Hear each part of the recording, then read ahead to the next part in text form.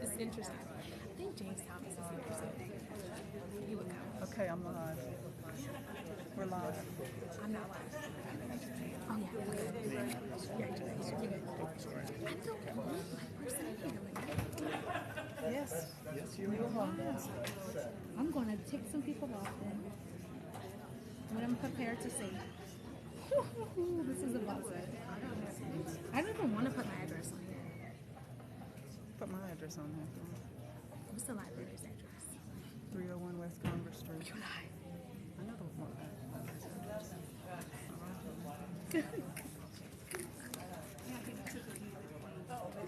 They're going to the left.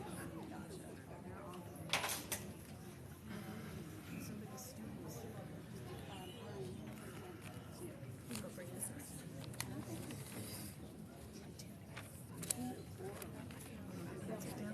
I try to avoid these meetings.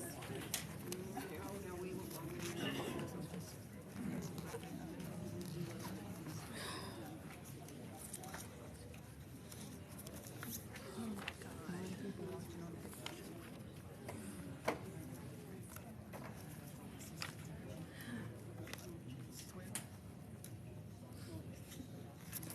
It's nice when he looks at me. He's so proud.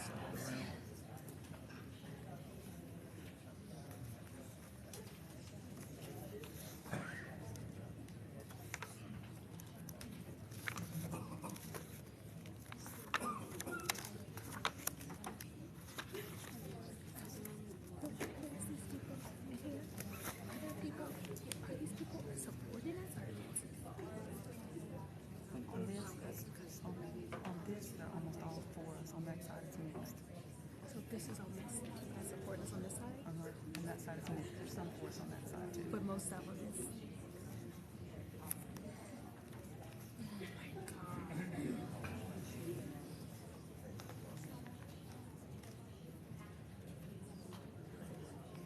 The guy in the blue with the supper on his head, I'm supposed to support him.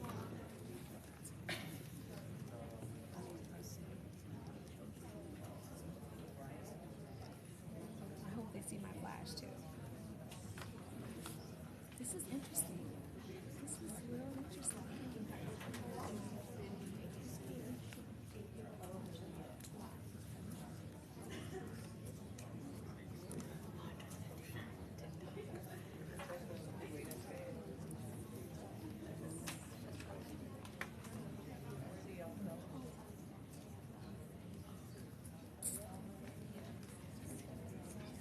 I think I'm gonna go tell Michael Lungsford hi.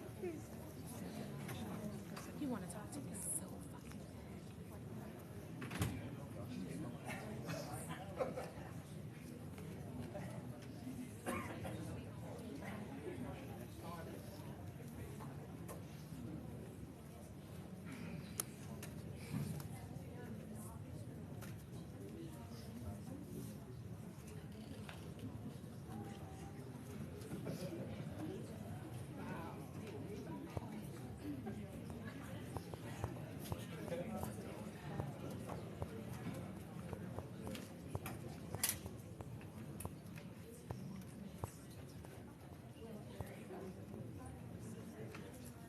This is about to be interesting.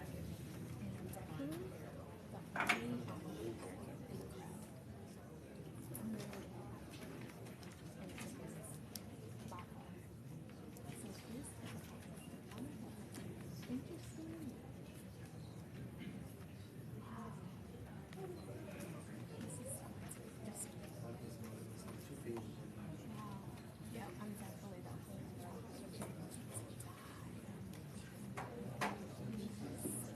This is fun. I can't wait to see how this turns out. Oh, I forgot a police officer. Yeah, this is a library books. And Well, the meeting will come to order now, please. So we'll do a roll call. We have Dr. Petrie is here, Ms. Armbruster, Mr. Thomas, Ms. Wingate, Mr. Padron, and Ms. Wilson and It's a library. Watson, I'm sorry. This is a new board member. Maybe Marquise can stand up and she can introduce herself to everybody since she's the new one, the new person on the board. Yeah, just Hi everybody, my name is Marquise Watson. I am the mayor president appointee to the board. So I'm very excited to be here and interested to hear what all of you have to say today. Thank you.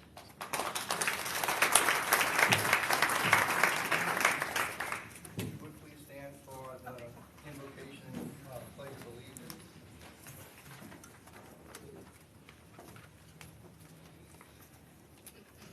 Dr. Petrie, could you lead us in a prayer, please? Glad.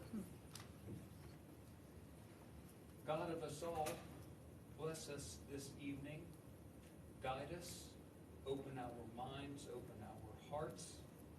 I ask your continued blessing upon everyone here. Help each and every one of us to go out into the world after this meeting to spread your light and your love in this world. Amen. Amen. Now, please, remain standing for the pledge. I pledge Allegiance to the flag of the United States of America and to the republic for which it stands, one nation, under God, indivisible, with liberty and justice for all.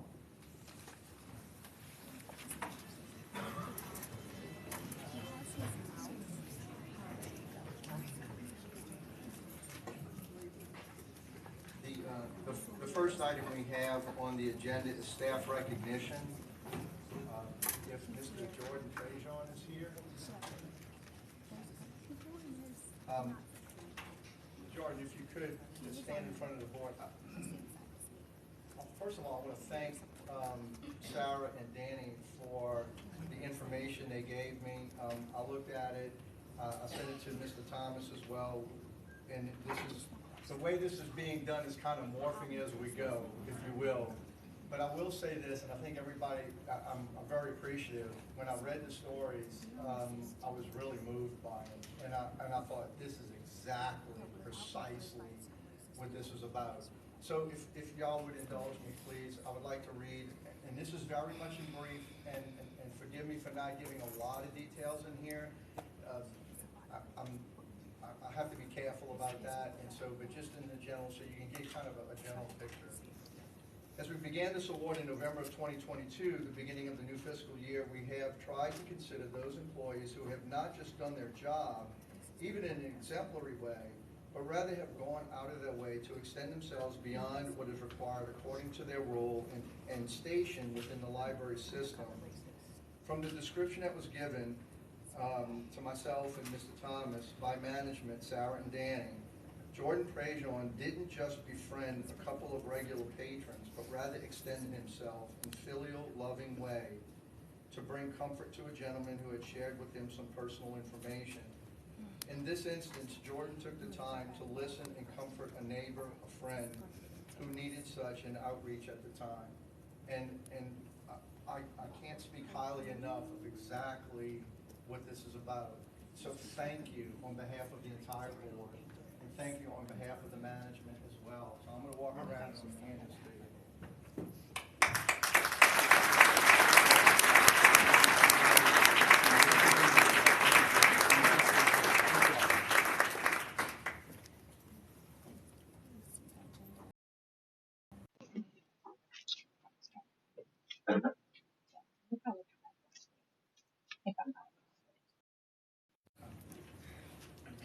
Next is approval of minutes.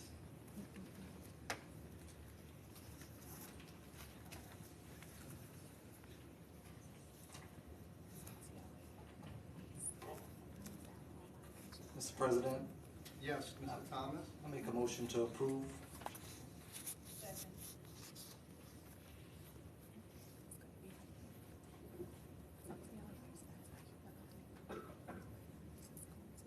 We have a motion and a second.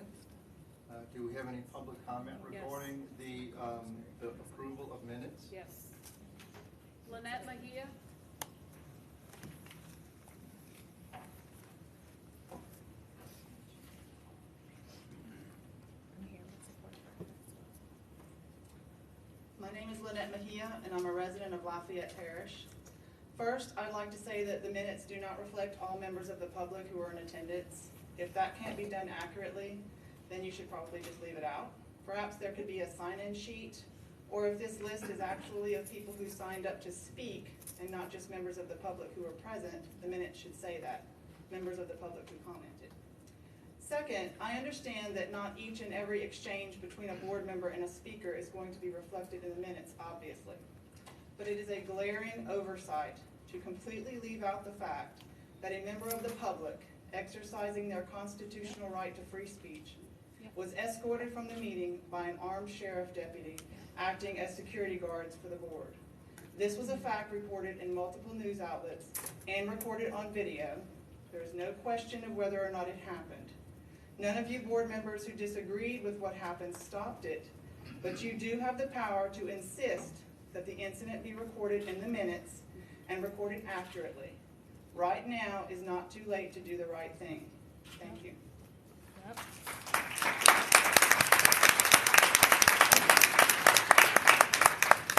Hannah Guillory. Ladies and gentlemen, I appreciate the applause for, if we could maybe limit that, just because we're going to have a lot of people speaking tonight, I assume, and we want to kind of move things along. It's fine, but if we can just kind of eliminate it. Go ahead. My name's Hannah Guillory. I also reside in Lafayette, born and raised and educated.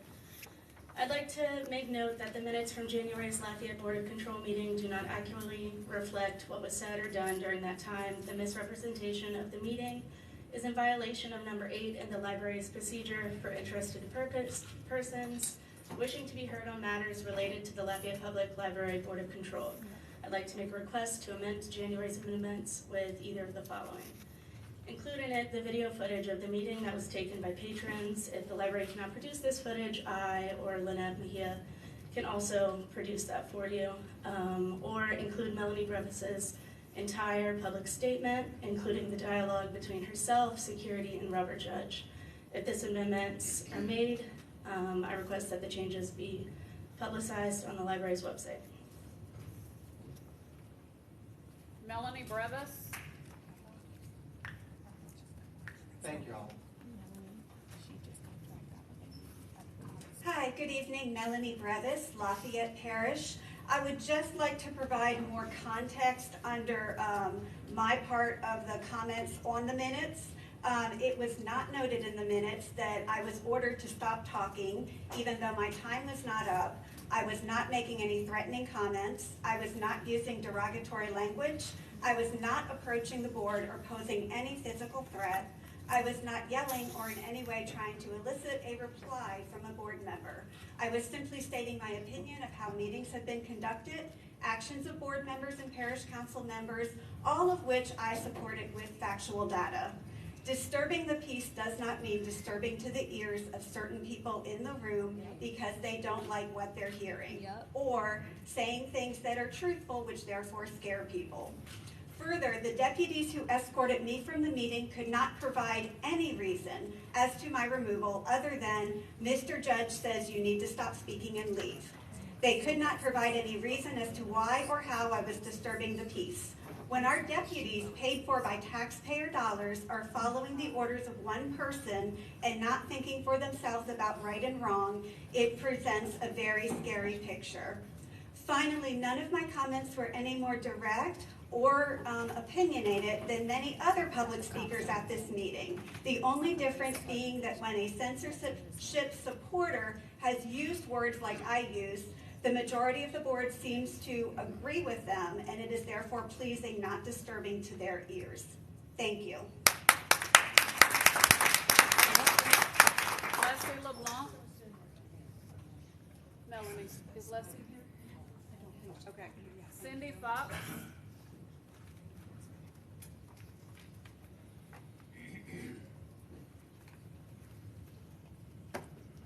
My name is Cindy Fox. I'm a resident of Lafayette Parish. The January minutes need to be amended. As written, they state somewhat of what Melanie Brevis said, but not that she was forcefully removed by 2 deputies that apparently our tax dollars are paying for. We all saw it happen. It's on video. It's part of, it happened, and it needs to be included as part of the public record. Thank you. Yep, that's it. That's it? Okay. All right, we have a motion and a second. Any board comment? No? All right, yes, Ms. Wingate? I would like to put forth a motion to amend the minutes to reflect the comments that were just made about that Melanie Brevis attended the meeting. Wait, I'm sorry, could you speak up just a little bit, please? Melanie Brevis was attending, as an attendee of the meeting, was forcibly removed, asked to leave. I can't say it verbatim, but it should reflect that. It is obvious that it wasn't included in the minutes right before, I think it was right after Mary Liz Garcia, and before my comments of asking for clarification. It should be inserted. Okay, so what exactly is your amendment? How is it worded, please? Melanie Brevis, a member of the public, was speaking. She was ordered to stop talking, even though she had time remaining on her 3-minute allotted. She was removed by 2 deputies at the request of the president, upper judge.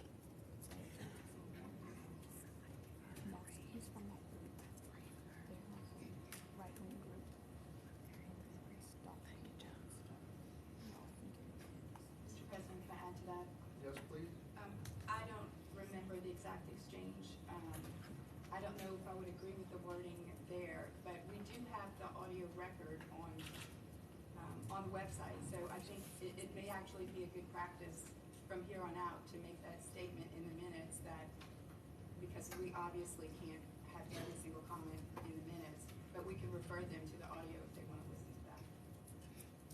So the audio is available, that shows the complete description of everything that occurred. We have a proposed amendment. Is there a second to this proposed amendment? Having no second, the amendment won't move. And we'll go back to the original of the motion to approve the minutes as they are written. So we'll call for a vote. All those in favor say aye. Aye. Opposed? The motion passes. And James is out of line. I can't believe that black girl just really like that. Why that black girl did that?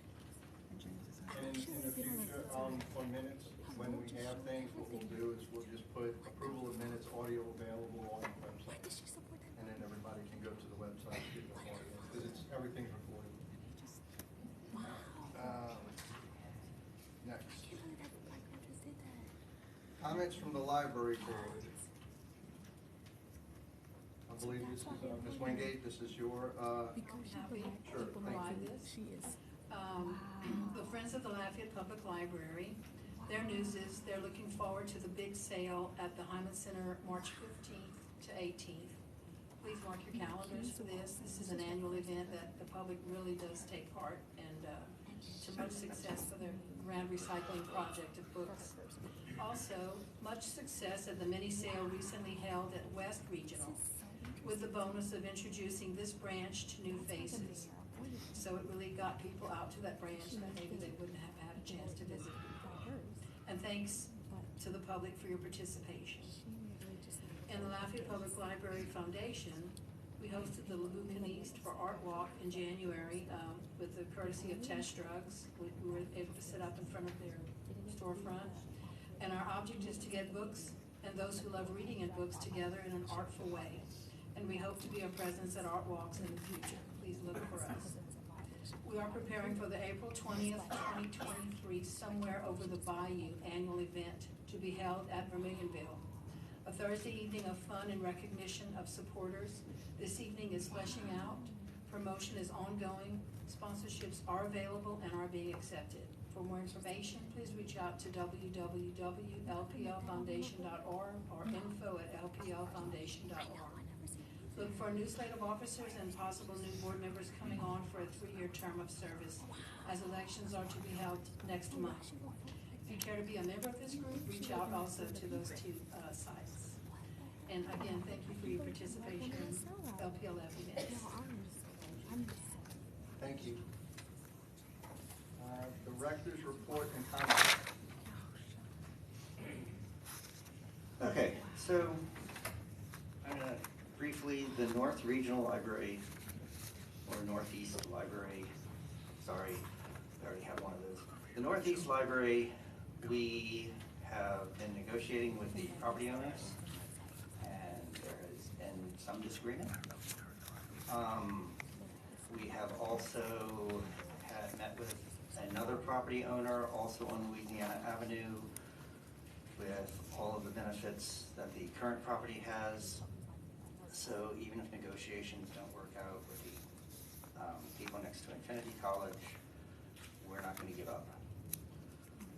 So I want to talk about magazines and newspapers because they seem to be a topic that keeps showing up, sometimes in board meetings, occasionally in a council meeting. So standing room only tonight. So you know, when we built our libraries, we built meeting rooms to accommodate the needs of our community. And we dedicated a conference room on the 3rd floor of this building in which to hold board meetings. We no longer have a space big enough to accommodate comfortably the number of people who wish to attend our board meetings. And I'm not talking about that little room. Oddly enough, I can relate this to our magazine and newspaper collections and the comments I've been receiving. When South Regional opened 15 years ago, the library subscribed to a large number of magazines and newspaper titles, and when Maine reopened 7 years ago, we subscribed to numerous magazines and newspaper titles. Magazine usage has been declining steadily over the years, and the library has been discontinuing titles as this happens. The internet has contributed to a large number of cessations of magazine titles. As magazine sales dwindle and their publishers consolidate, the library has fewer options for distributors, and the distributors have less incentive to keep costs down or to deliver their products consistently. A lot of issues don't arrive, and we have no means to force a publisher to make good. At the main library, we have reclaimed the empty magazine and newspaper shelving to expand our large print collection. At the South Regional Library, efforts are being made to reclaim the empty shelves for other parts of the collection. Newspapers have seen a combination of lower usage in the library, drastically increased prices, and drastically reduced reliability. Let me give you an example. We subscribe to the Daily Advertiser, the paper of record for Lafayette Parish, for each of our branches. We report delivery problems, but they're not always resolved. Delivery is canceled because we have not paid our bill, but we have paid it. We provide proof that we paid the bill, and the people who send the invoice can't confirm with the people who received the payment that they were paid. This problem is worse for national papers, such as the Wall Street Journal. We can't get reliable local delivery. We can't get consistent delivery through the postal services. These publishers are shifting their business models online, but the online access often costs significantly more than print, and the online model often takes patron privacy concerns out of the library's hands. We also factor in staff costs when considering what we purchase. Typically, this applied to technology upkeep, but lately it's become an issue with periodicals. So that's why the changes that people are seeing that they don't always like are happening. It is not a concerted effort by the library to cancel things. We don't want to pay for things that we can't get. So I want to move on to staff. So I attended the LibLearnX convention in New Orleans at the end of January. This used to be called ALA Midwinter. The conference serves as an opportunity to see the vendors and products and as an opportunity for continuing education, a requirement for state certification, so for my job. If you have any questions about the library's relationship with ALA, please refer to my comments at the November 22 meeting. They're available on our site, and you can also listen to the audio of the meeting. That said, I want to discuss staff safety and well-being. I spoke with the Urban Librarians Unite representatives in New Orleans. They recently concluded a trauma study on library staff. Trauma comes in many forms for public service staff, and the cause is not always what you might think. Staff are subject to verbal abuse by unhappy patrons who do not get their way. Staff are subject to threats of physical harm, verbal abuse from angry people. They can be sexually harassed. They are called Protect the Constitution one moment and called sexual predators the next. But these are the sort of obvious things that they go through. Contrary to what anyone might think they know about our staff, the library has only 3 positions that specifically require teaching. My teaching background might have come in handy when I worked a public desk, but it was not a spelled out job duty. Yet our staff regularly get called upon to teach when assisting patrons who have no access to technology at home, older people for whom using technology has now become a requirement for accessing services, recently unemployed people who need to apply for jobs and services online. Our staff are not trained social workers or medical providers, but they help a lot of people find the resources they need to find shelter or assistance or a meal. Our successes place a heavier workload on us, yet many people think of our staff as a waste of money. Speaking of money, recent funding issues and changes into staffing models are stressful to staff. When your job is placed before the voters every few years, it can be stressful, especially since the decisions that are made are out of your control. The board makes policy and the library administration decides how to implement the policy. All staff can do is continue to show up for work and hope that a dozen people have made decisions in such a way that the voters will fund the library. No pressure. The staff are the most important part of the library. LCG put an employee assistance program in place because it knows that its people need support. The library has begun looking into better ways to keep staff safe at work and to keep the public safe. We've increased awareness of library and LCG harassment policies, including the library's patron behavior policy. I've spoken to HR and to civil service about how we treat our staff and support them. I've spoken to the district attorney about best practices for handling issues that escalate to calling law enforcement. So, while you're all here, supporting the library in all of its forms, regardless of what side of the aisle you're on, or what side of any of these issues are on, remember that there are a whole lot of people who work here, who care very deeply about their jobs, but all of this does affect them. And no, I'm not asking you to stop. I'm just letting you know that they're not me, so this part is not part of their job. So, Milton and Doosan. So, before the building program began, the library had small branches everywhere, and they were all closed for 1 hour during lunch. They were staffed by a single person. After the buildings were significantly complete, the library stopped closing these branches for lunch. That required hiring part-time staff to cover lunch and assist with branch operations. Doosan and Milton are currently open from 9 to 6 and are staffed by 1 full-time library associate and a part-time LTA1.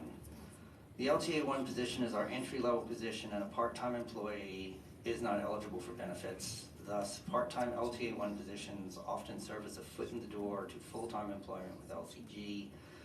People don't remain in these positions long, and it's difficult to fill them when they are vacant, and it is difficult to operate Doosan or Milton when the positions are vacant. I will be bringing the board recommendations for changing the hours at these locations. I will not be asking the board to shut down either of these locations.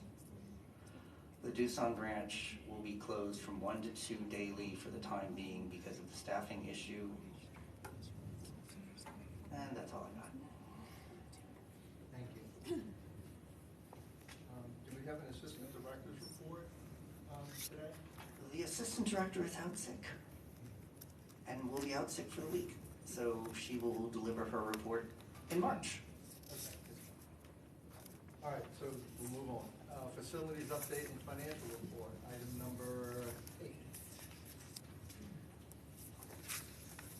All right, as you probably all learned, we have limited parking these days. The fencing in the parking lot is a staging area for the roofing contractor of the main library roofing project. That project is moving forward, as you can see. We're anticipating roll-off dumpsters and additional equipment to be delivered this week or next week. We've had 3 meetings already on site. We're ready to go.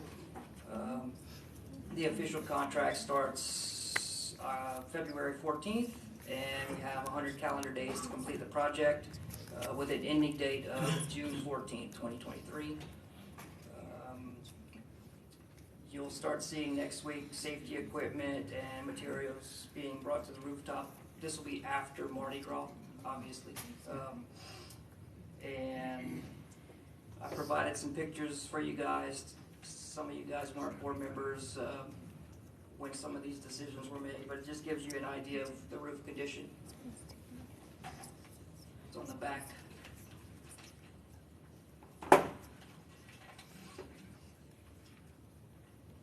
And as it relates to the South Regional Library upgrades, my report indicates that there are no updates, but I did receive something on Monday.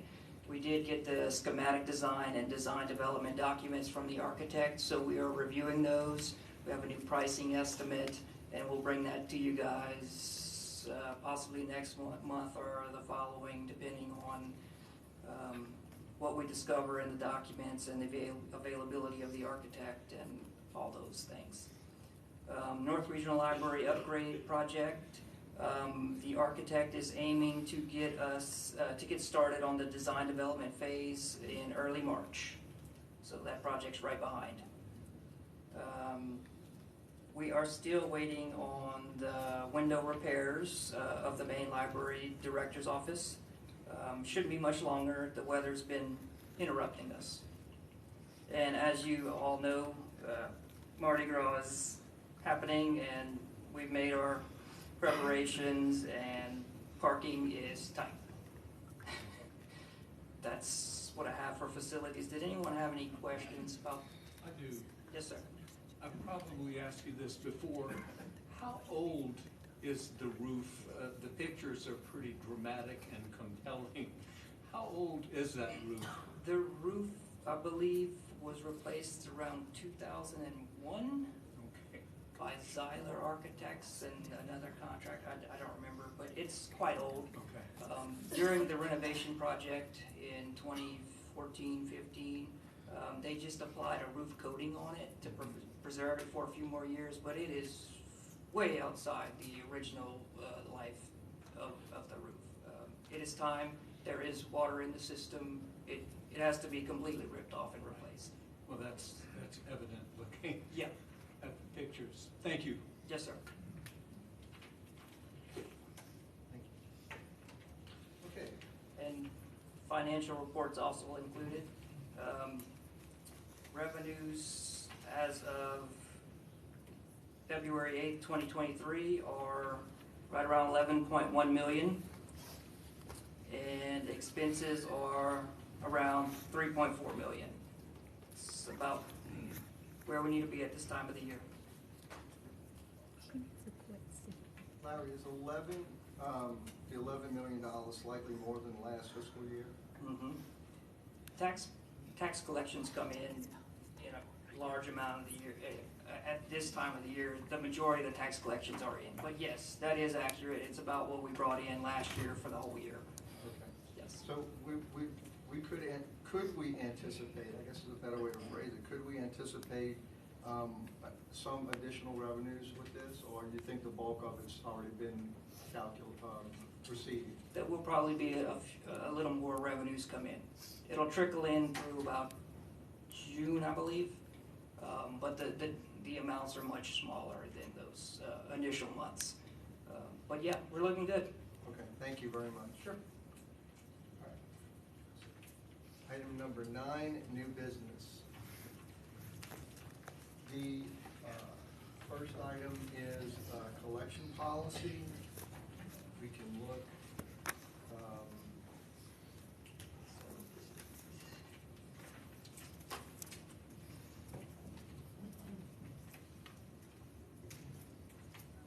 And we have this listed as A, number 1, number 2. I'll ask the board if they would like to kind of handle this in globo as one item. We certainly can do that under A and do it all at once with one vote. If the board decides they want to go through each piece separately, we can do that as well. But we'll discuss it all, and then if we need to break it out, we can. So you should have a packet. This is the current policy, number 1. If you go to paragraph 3,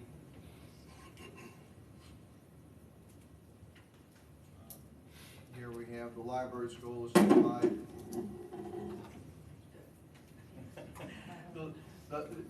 We can read it here, and so the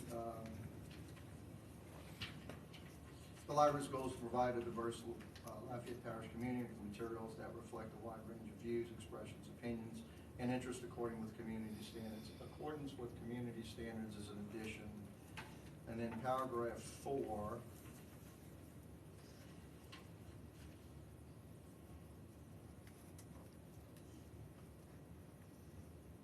And you'll remember that we changed the policy with regards to R-rated and NC-17 classified DVD movies. Do we have the proposed changes we can put up? We can see that's paragraph 4.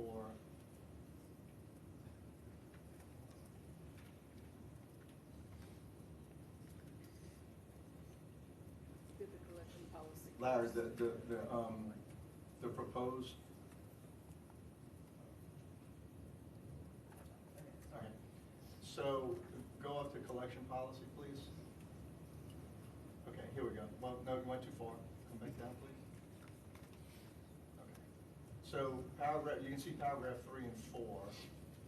So what we did, if we look at this, what we've added, any sexually explicit material to adult users only, to view or check out. So those are the additions to paragraph 4 in the collection policy. And then below that's just a definition of sexually explicit materials. And then if we look at the card policy, there's basically 2 cards. There's an adult card. According to Louisiana law, an adult is someone who is 18 years of age or older. A minor is anyone under 18 years of age or older. And that's pretty much it. So we'll entertain any discussion from the board. Mr. President? Yes, Ms. Wingate. I have a problem with paragraph 3, in accordance with community standards. How is that to be arbitered? How is that to be mandated? How is that to be decided what are community standards? Well, that's actually the function of the board. Isn't that what we're doing now without it stating that? In accordance with community standards is what the board does. Right, so why do you have to state it if that's what we do? I have a problem with putting that in because it doesn't state how it's to be decided. There's nothing to stand behind this. It's just who would decide what a community standard is. Well, that can change over time, and as the board changes, that may change. Wow. So it reflects the representatives of the people of Lafayette Parish as they elect representatives and they appoint people to boards. Then that would reflect what that community standard would be. In accordance with the way the law has been adjudicated, each community determines what those standards are, and this would be the board that does that. That's not. Yep. That's not what If I could jump in. So under paragraph 3, the library's goal is to provide a diverse Lafayette Parish community with materials that reflect a wide range of views, expressions, opinions, and interests. Couldn't we end it there and accomplish the same goal? Because when we have a diverse board that's representing a diverse community, I think those are the standards that we would have.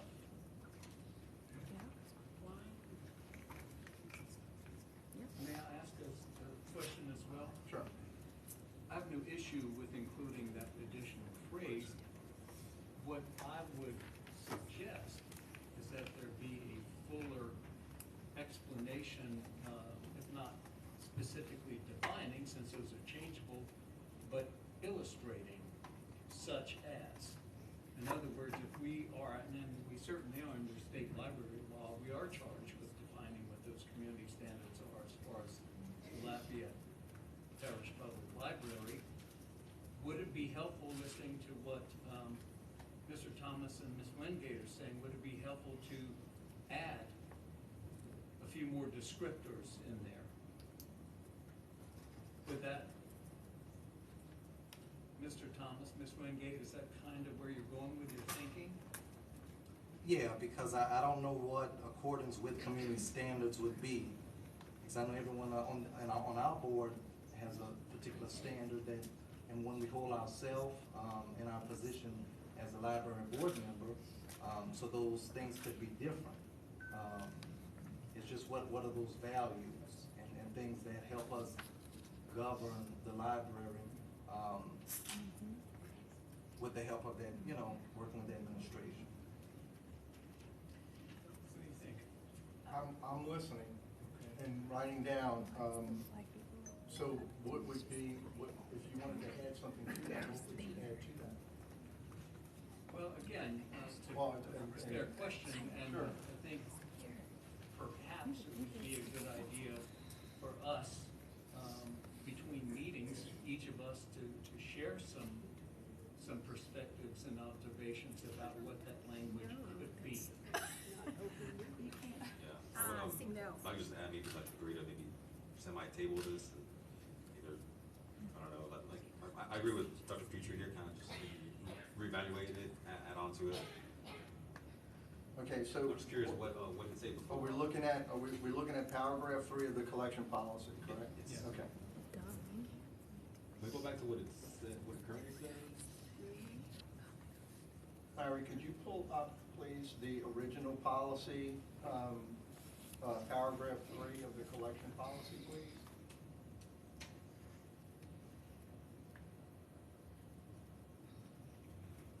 Okay, Yeah, so it stops at- just this paragraph, right? That's where it should end. Yes. That's Is it. that correct?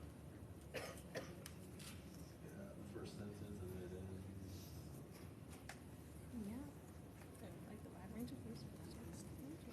Mr. President, I would like to make another comment about paragraph 3. Okay. I think any addition that you make to what we have is going to negate the first part of that sentence, providing a diverse Lafayette Parish community with materials that reflect a wide range of views. Each time you add some modifier, it's going to be less diverse. And I think our goal is to provide a diverse collection, a diverse for the people in our parish, that reflect a wide range of views, expressions, and opinions and interests, period. I think it should be in there.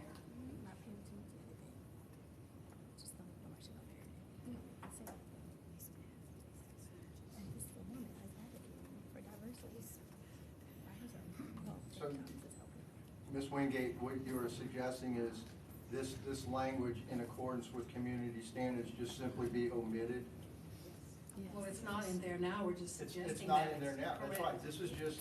I'm we're- suggesting it shouldn't be. Right, we're making sausage. Yeah, I'm in total, I don't eat pork. My I religion would doesn't want allow this it. not on this paragraph 3. Stop it at their interests, period. All right, If I may, yes? I'm not Congressman? opposed, I'm not opposed to the language. I don't know how we would come up with examples, for Dr. Petrie's request, especially if this is what we're doing. So then I'm not opposed to having the language there. I know I've seen this before, accordance with community standards. Is there not legislation or some kind of, is anyone aware of, something currently, like in our state legislation that mentions community standards? Or, I'm trying to find that on my phone too. Is that what we're doing? No. Because I don't know that this is something new. I know that it's not. So, and again, if this is something that we're already doing, see, that would be an issue. Yeah, the paragraph 3 is essentially a statement of what the community standards are, if you will. So it's reiterating it. No. We need to reiterate it. Let's just take it out. No, just take it out. You know what he's doing. The lack of diversity. Again, there's nothing's been done. again, we're working through the document.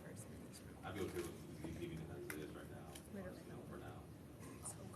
Until we either better define these standards or come up with something else. But I mean, for the moment, we don't have nothing right now at this moment to add to it. Just leave it as it is right now. Well, we can move from paragraph 3. Let's look at paragraph 4. What we've done in the proposal essentially is we looked at the R and NC-17 classification for DVDs and movies and added all of the materials essentially, so all materials are treated the same way equitably across the board. So any material, and instead of trying to reinvent the wheel, the MPAA ratings can serve as a guide of some type. And so we did this with the NC-17 and R-rated movies, and so we would simply do the same thing with the rest of the materials, and you'll see that reflected. And then the sexually explicit materials is defined. And so that way it's not a matter of what is or what isn't sexually explicit, it's pretty defined. So in that definition, then it's not a matter of someone guessing, well, what does this mean, what doesn't it mean? And that's not necessarily part of it other than as a footnote to define what that means. And so if we already have this restriction on NC-17 and R-rated movies, and if anybody would like to see, I'll pass these out. This is what the MPAA rating system looks at and how it's conducted. I do, I believe so. Female breast implants, which can be used for breastfeeding. What about educational videos for breastfeeding? Sexually explicit. Might get somebody aroused.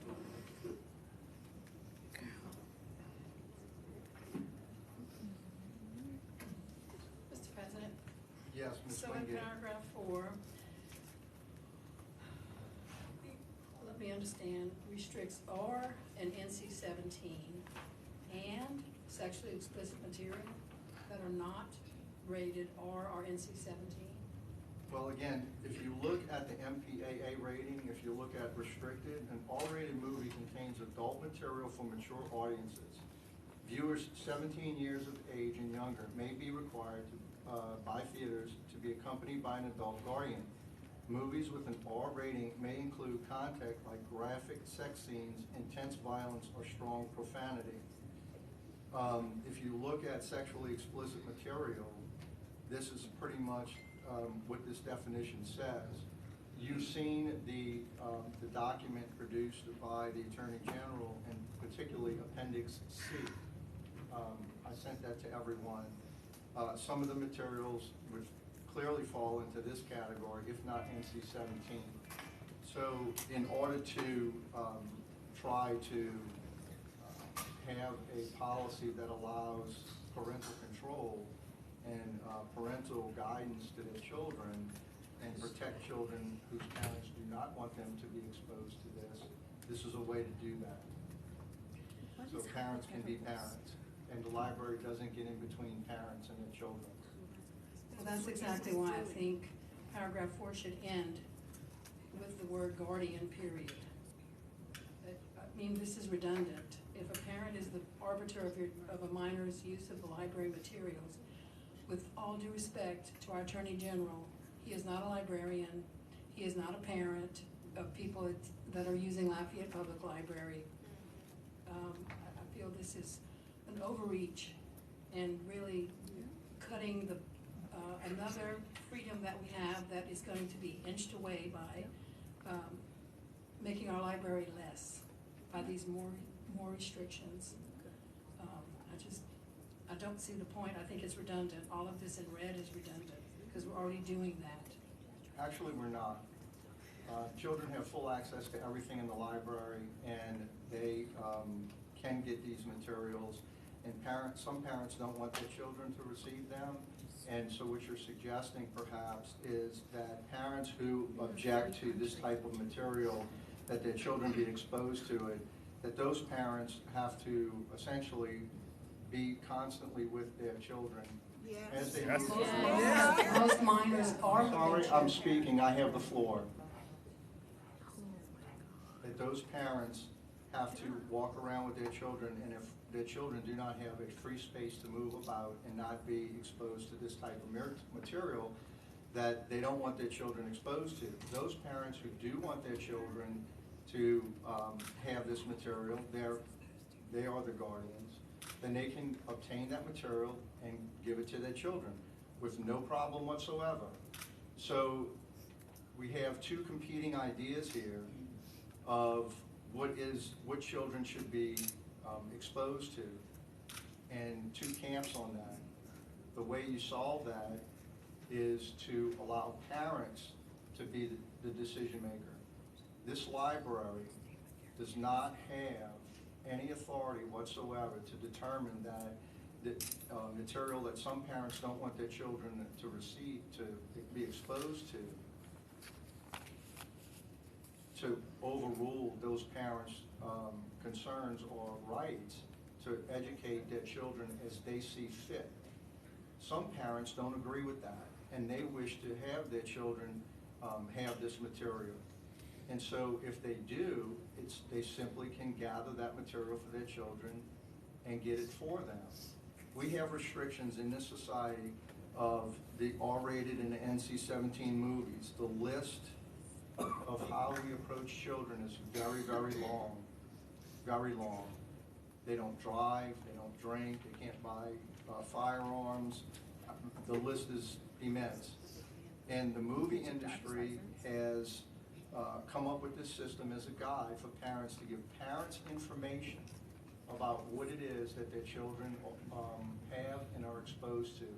And so piggybacking, if you will, on top of the MPAA rating system, then makes a lot of sense, because that way parents have a guide as to how they approach this. And it allows the library really to kind of step out of the way and allow parents to be parents, and have the parents have the rights to educate their children as they see fit. That's the point. May I comment? Yes, Dr. Petrie.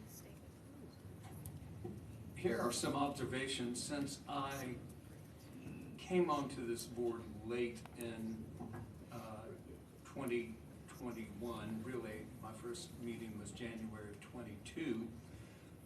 We've had constant conversations and discussions about this very matter.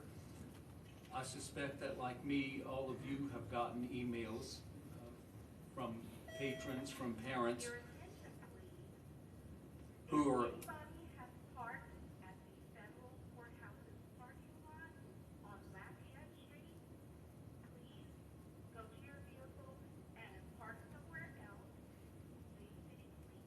I didn't do it. Our library board will not pay for tickets.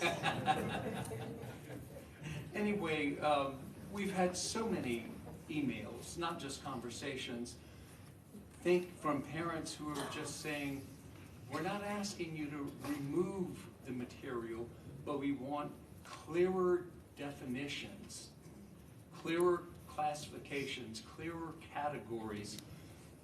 My wry observation months ago was, look, if Hollywood has certain age restrictions, surely our library should as well. Now, when I have spent a good bit of time reading over the Attorney General's document recently, I think it could be helpful to go ahead and include this as it is. I don't find it particularly burdensome.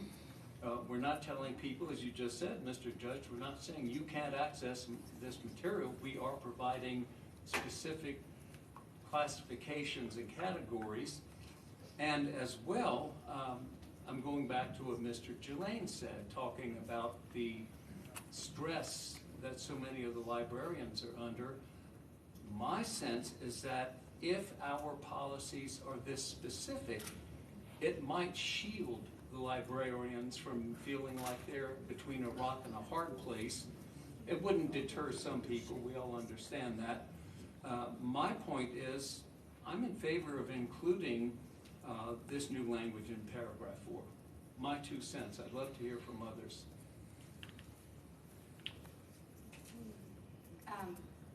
Thank you, Dr. Petrie. I concur with Ms. Armbruster, sir? I concur with Dr. Petrie's comments. We've heard over several months now from parents that their children have stumbled over some very inappropriate books that were shelved on the shelves where this was very unsuspecting for them. I appreciate this verbiage and specifically the definitions, because it's very clear. So it's easy to define. And in order to protect our children, our families, I think this is important. I myself have stumbled across some books in the library with my children that have caused me concern. And so the books themselves may be good information, but where they're shelved, how they're shelved, it's not necessarily, it's topics that would be better presented for some families with the parent there. Some of the topics are very heavy, not just even sexually explicit, but definitely this stuff, because we have to remember that we can't unsee what we've seen. And to think of a small child being exposed to some of the images, you can't get that out of your head. So yes, I'm totally in support of this. I think it's very important to put in there, and I would keep it as is. Mr. Judge? Mr. Thomas? So I just want to piggyback off what Ms. Armbruster said, because Ms. Armbruster, you stated that you came across some materials that you found, heavy. And I thought as a board we had shelved materials to the adult section that were deemed too inappropriate for children. Didn't we do that, Ms. Glenn?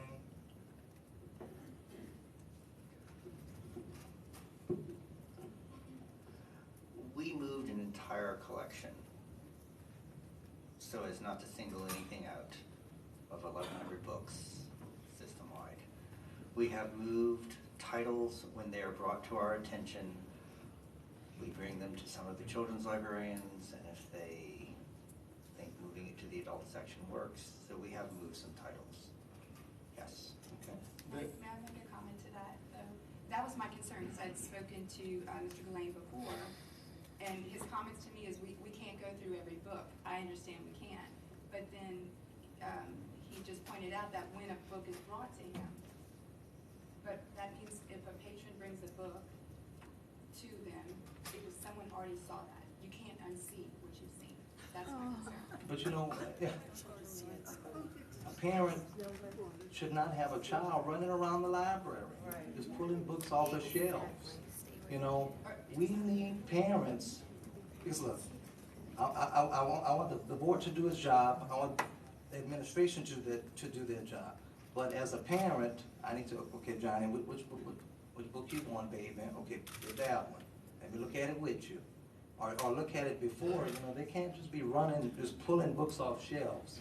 Parents need to be with their children in the library. Yeah. I agree. You know? Are you, how many children do you have?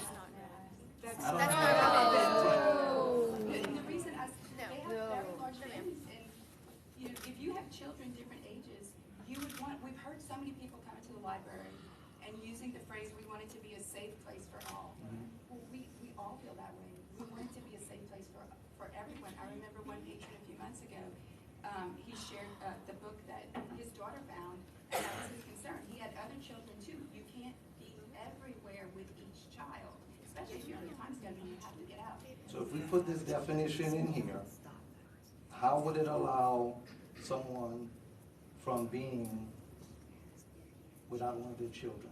How would that solve that problem? If we put books that are We can't go through every book. That was what was said earlier. If books are any sexually explicit material are set for adult users, I would think that that would be in the adult section, and so a child wouldn't stumble across. But that, all those books haven't been gone through. Let me see if I can clear up a couple of things, if I may, please. When Mr. Gillane moved much of the collection, it was, if I remember correctly, teen nonfiction was moved into the adult section.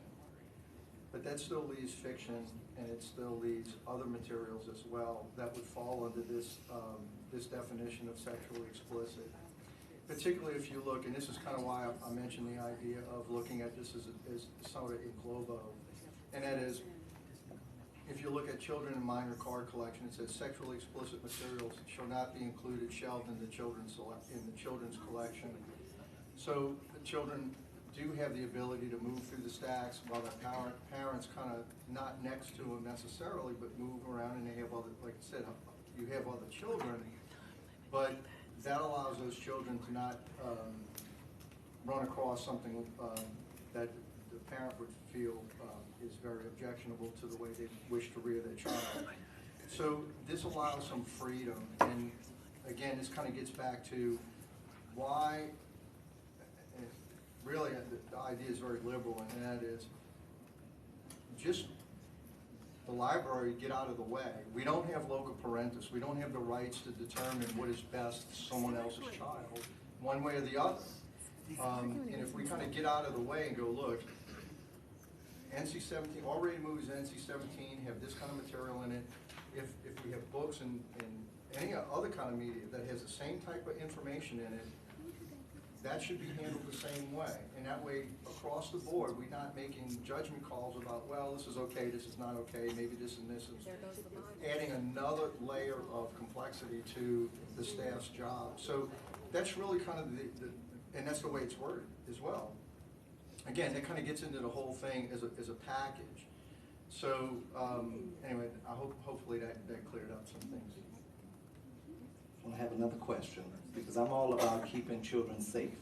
That is what I do on a daily basis with my career. So my question is, what other materials do we have to go through to not have a child come across them? What is that number? You're talking about a number of things? Right. Like how many? How many books? How many books? I can't answer that question. Who's gonna answer? And how would we find out which books? Because I'm trying to get, we want to put a policy in place to handle that, but I want to, how many books are we looking at? I think one of the things to look at is the material itself, so that we have an equitable policy across the board. And then the other part of it is, do we allow the staff and the administration time to make these changes? Or do we say, okay, tomorrow it's got to be done? Well, that's unreasonable. I don't think anybody would ask that. So depending on the number of those items that would exist that would fall into this category, I think it's appropriate that the staff be given time to move those things along, if you will. So that's kind of more of a question of logistics of implementing the policy. I'll ask Danny, go ahead, you can answer that question certainly better than I can. I can't really answer that question exactly.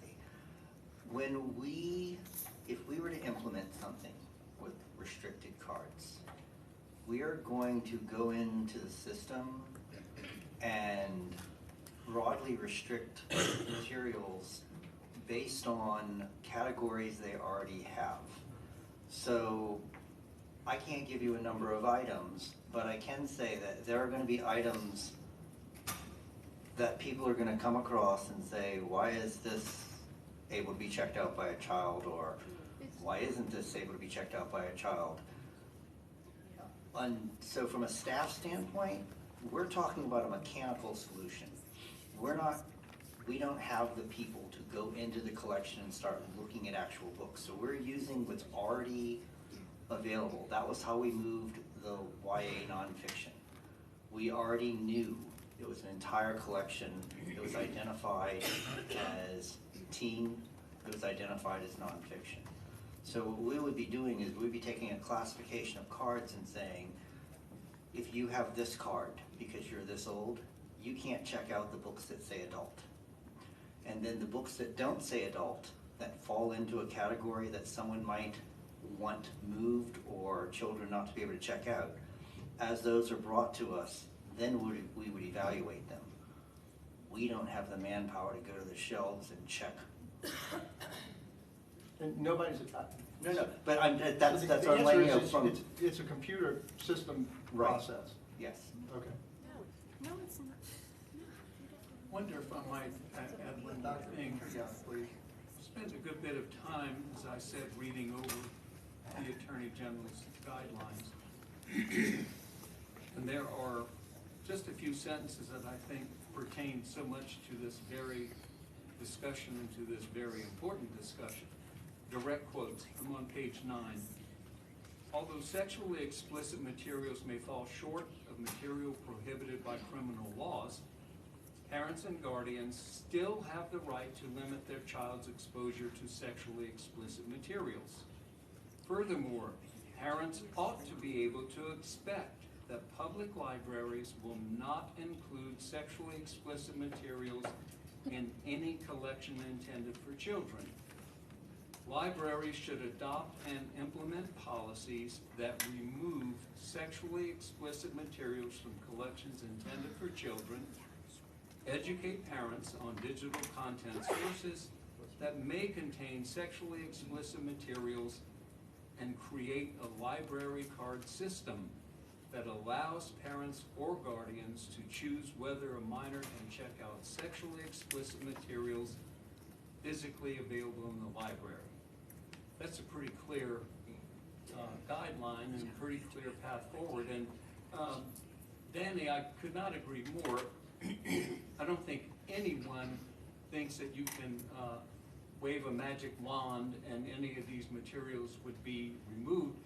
It'll be a process, as you just said. Part of it will be in the cataloging process after acquisitions, where books that have certain classifications will automatically be put in a different area. So I think, you know, we have a very specific way forward, I think, with these guidelines. Okay. Any other comments from the board? I have a question. Yes. Just to understand the logistics of everything, are the children under 18 right now, are they blocked from going into the adult section of the library? No. Okay, so they can, if they're running around the library, they can go into the children or the adult section, correct? That is correct. Okay, so they would still be able to go into the adult section and pick out a book and see the things that Ms. Arbuckle said that. They could. Didn't want to see. Okay. So my next question is there an option to kind of do an opt-in of the parent, instead of doing an opt-out, do an opt-in of the parents that actually do want to protect what they, not saying that all parents don't want to protect it, but protect what their children are seeing at the library? Is that an option? To me, that would be less work. We have everything kind of on the board right now. There's nothing that's been decided. We haven't even, there's not even been a mode. That's what we're having this discussion about, is how do we achieve this goal of protecting the rights of parents to educate and bring up their children as they wish, and not removing things from the collection as well. Kind of how do you solve both of those problems? And protecting, and I think we have a duty as a government agency to make sure that children, because of their age and sensitivity, not to expose them to these things, or at least do some reasonable things so it's not in the area they typically are going to hang around in, if you will. In this library, I think the adult section is on the 3rd floor, so you know, parents can tell their children, you can go on the 1st or 2nd floor, you can't go any higher than that. You're not allowed on the 3rd floor. I mean, they can do that, correct? They can, but I just know I came to this library as a kid a lot, and sometimes my parents would drop me off here, and I'd be here by myself, so that child can then go to the 3rd floor if they want to. Right, and we're not asking, I'm sorry, I'm forgetting. Oh, no, Go ahead, go ahead, please. go ahead, I'm sorry. I was gonna say, and we're not asking the library staff to be guardians. In fact, we're asking them to get out of the way and allow parents to move with, do what they, or rear their children as they wish to. And so that's the purpose of this. And to, because it's a parent's job to provide those types of materials if a parent thinks that, and when. Some parents have the sex education talk with their children about these things at an earlier age, and some think it's later in age, but that's the parent's decision. That's not for us to decide. But we do have we do it all the time, right? An adult, a 16-year-old or a 15-year-old or a 14-year-old or anyone younger than that can't go into and do certain things because parents have authority over their children and responsibility too. Right. Yeah. I agree with that. I was just saying just to maybe put that on the table as an opt-in. That way, it's only the people that want to be involved in that and just leave it how it is for everybody else who doesn't want to. Yep. Okay, thank you. Yep. Thank you. Yep, that's a good one. All right. Yeah, Mr. Thomas. Mr. Glenn, Sir. what, Sir. what, to Ms. Watson's point, how would something like that be able to be implemented?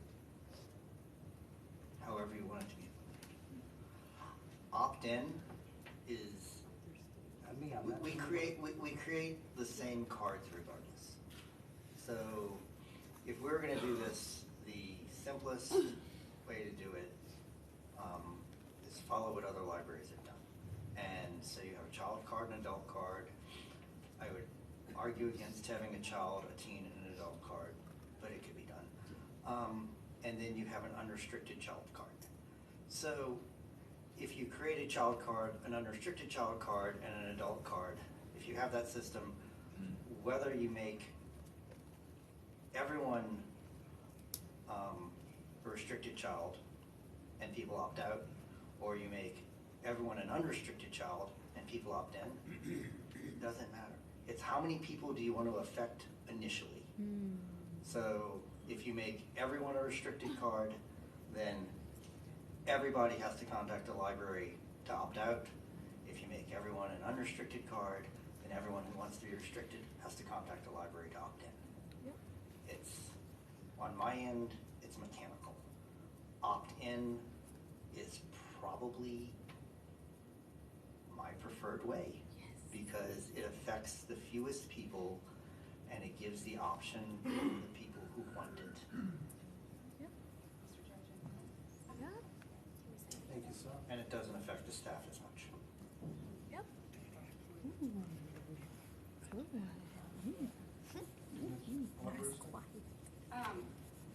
I think the goal here is protecting innocence of children and also parental rights.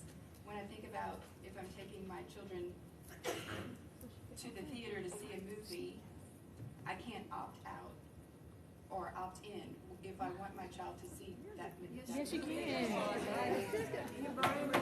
Please. They go or they don't.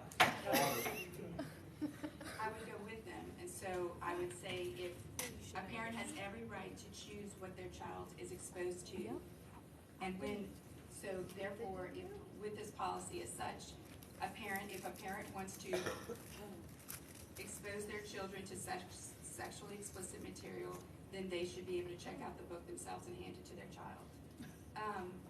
On another note, I will say I was in the first review committee. We had a book challenge. I'm sure most of the people here remember that I was the one of that committee. I was very disturbed by something I learned from two of the librarians who were with me in that committee. The comment to me was, with very much passion and a fist pump on the table, was that, and I'm paraphrasing, but I think I'm quoting pretty close. Parents aren't providing this information to children, so we need to. That's what the teen librarian said to me, and the other one agreed. And so that can be interpreted as parent that, oh, we just said that the library does not have loco parentis, but that's exactly what those two librarians wanted. And I'm sure that they are not the only two libraries. It'd be hard for me to believe that only two in the whole library feel that way. So I'm very concerned about that. It is not the librarian's job to decide what children are what other people's children are exposed to and when. It's a parent's job. And I fully support protecting our parental rights to do that. Yeah, opted in. Mr. Judge? Yes, wait, I got three. Erasto, you hadn't spoken, so I'll entertain you first. Okay, two questions. I'm still not clear on the opt-in thing. And second, I'm okay with having the definitions of this here. That's totally fine with me. I guess maybe we're arguing about like how this red wording is going to be inputted in there. I would recommend like adding like something to the effect of like, right, we're already listing R and NC-17, comma, R and NC-17 may contain sexually explicit materials, and then we just define sexually explicit materials. Wait, That makes sense? Like, I'm okay with just. Try again, I'm sorry, I'm trying to follow you, and I'm I'm not sure what I'm still not sure what part, We're on paragraph 4, correct? Yes, paragraph 4, right? Okay, so to assist parents or guardians in this regard, the library restricts R and NC-17 classified DVD/movies. So we're trying to add. And, yeah, the red, and any sexually explicit material, and then there's a footnote there, to adult users only. So the footnote refers to the definitions of what sexually explicit materials is. That's all. That's just a definition as a footnote to that. Yeah, so I'm totally okay with defining that. So I'm not sure what the pushback is. Okay, yeah.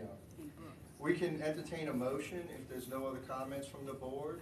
Well, I have another comment. Yes, Mr. Thomas. So, we came up with putting just and any sexual explicit material to adult users only. So, my guess would be in the children's section, there's also books dealing with guns or in some type of violence. Would I be correct? I don't know the answer to that question.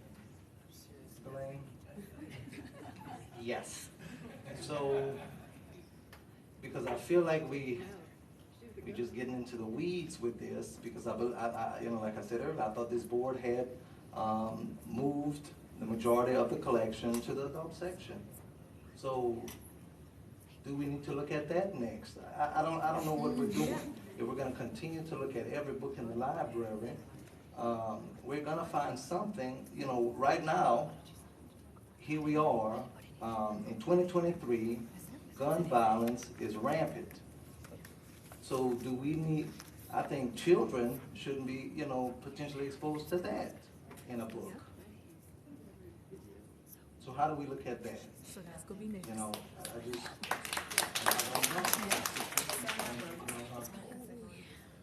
Because I understand we you know what the concerns are, and I thought those concerns were addressed by this board. So I am utterly confused. And that's okay to be confused. But I'm saying it just continues. You know, we addressed one thing. Okay, next, let's look into the children's section and look at the books that deal with gun violence. You know, He's silent. He can't talk about this. Ms. Watson, you had. The cut got his tongue. He's not gonna for now. Well, we're gonna have to end the debate at some point. We can't keep going. You can answer his question. It's not a debate. Mr. Erasto, just you asked me a question about the opt-in. Yeah, I'm still trying to think. Well, basically, I'm just saying, like, if everybody, even the children, had an unrestricted card, the parents that don't want their kids exposed to certain things, I feel like it would be a lot less of them that would put a lot less stress on the staff for them to opt in rather than them opting out. That's what I meant. We'll go ahead. Yeah, we'll end the debate now, and we'll entertain a motion. If anyone would like to make a motion, or do we want to kind of meld together what it is we to accomplish here? We have two things, and we can do it all at once, which I would recommend. To leave the full service cards, adult cards, we're just following the definition of the state of Louisiana. We have children minor cards, we're following the definition of what a minor is. And under that, sexually explicit material shall not be included, shelved in the children's collection at all. That's moved somewhere else. And then paragraph 3, we can include that, we can not, we can leave it alone. Paragraph 4, we simply adding and any sexually explicit material to adult users only. And then we have the definition below that, as it's written. So everything, I'll make a motion. Mr. President, Mr. President, may I ask you a question? Yes. As you have it right now. Yes. There is no opt-out. There isn't. In order, in order to do that, there would have to be an amendment to an original motion. So, I'll make a motion that the policy that is in front of us, in Globo, the card policy, there's 2 cards, full service, adult cards, children, minors, and the language that's added to that, sexually explicit material should not be included, shelved in the children's collection.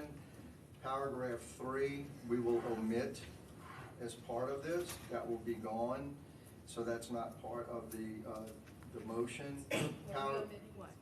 Couldn't she make a motion to? I'm sorry, paragraph 3, have an where it says collection policy 1, paragraph 3, that'll be omitted.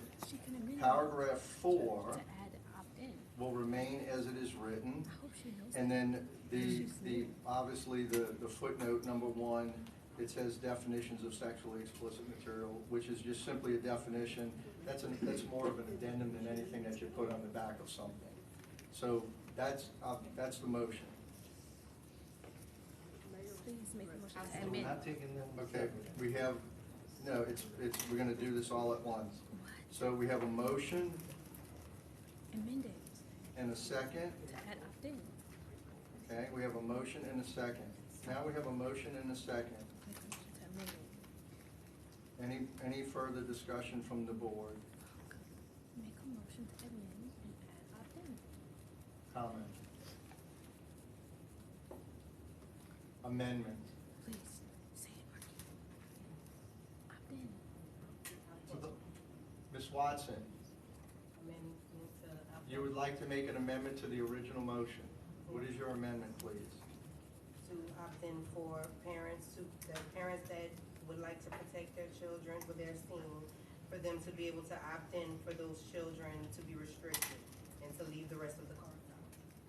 All right, so your amendment would be children, minors would, if we go to the card policy, children, minors, children, minors, we can add as an opt-in.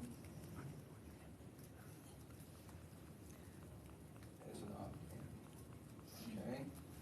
Now, second. All right, we have an amendment and a second. I'd like to offer an amendment to the original amendment that it not read opt-in, but rather opt-out.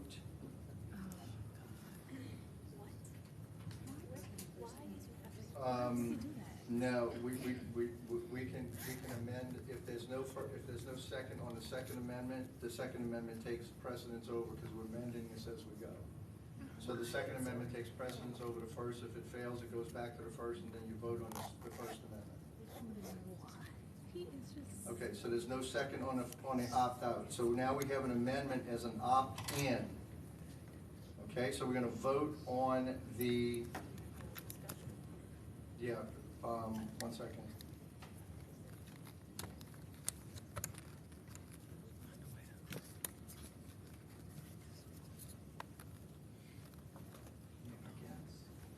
We have a motion as an opt-in. Okay, so we have a motion and a second that's attached to the entirety of this bill. So we would entertain public comment on the entirety. I think we have to do it on the entirety. What? Because it's an amendment to it. So as it's amended, Okay, I have people that either signed in for one or two, but not everyone did because the agenda was unclear.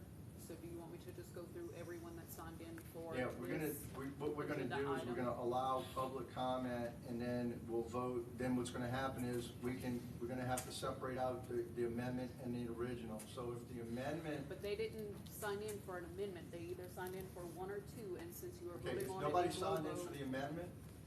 how would they We- sign we in? just- for an No, I amendment? understand. That's So what I'm trying they either signed in for one or two, but not Right. everyone did because the agenda was unclear. So Right, do you so- want me to go through everyone that signed in under A? Correct. Okay. Under A, so what we did was we put the whole thing together and we did it in Globo.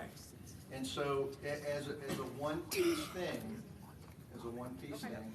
So right now we have the policy as it's written. We took out paragraph 3, we're not entertaining that. And then the children and minors have an opt-in policy. Tara Fogelman?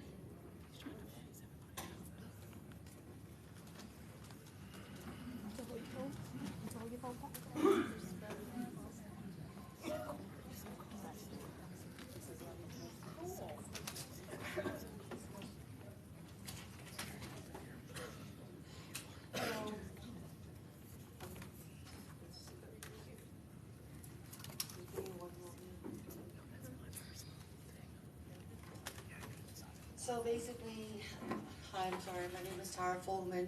What parish are you from, please? Oh, I live down the street, Lafayette, Louisiana, Fightonville. Thank you. Thank you. So, reading everything, the definition of sexually explicit materials, and wanting to move books around, I think basically one of the books that you need to move around is written by a man named Bill Formsworth, the Illustrated Children's Old Testament, because basically in there, it talks about Lot and his daughters not having a lot of men around, so they decide to give their dad drunk so they could get pregnant for their father. Basically, whenever you give someone some type of substance to make them not coherent and have sex with them without having consent, that's called rape. And God forbid one of your children, since you're so worried about inappropriate materials, would pick something up like that. You know, it's actually Genesis 1930 to 1935, and actually learn about drugging someone and raping them. So if you're gonna move books around or decide what a child should and should not read, maybe the Bible needs to go ahead and go into the adult content on the 3rd floor. You can't always decide for everybody else. It's time to step up and be a parent. And you know, also there was something that was stated in regards to, do you have children? Well, you don't, but I do, and I was a single mother of 5 children. My children never ran around this library unattended. They never pulled anything off and sat down and read without me seeing what they were reading. It's a parent's job to be a parent, even in a library. And sometimes whenever you hide things away from children and they realize that, it's hidden, I can't check it out, I wonder why. Google is a son of a gun, so they're gonna see it regardless. Thank you, y'all have a good day.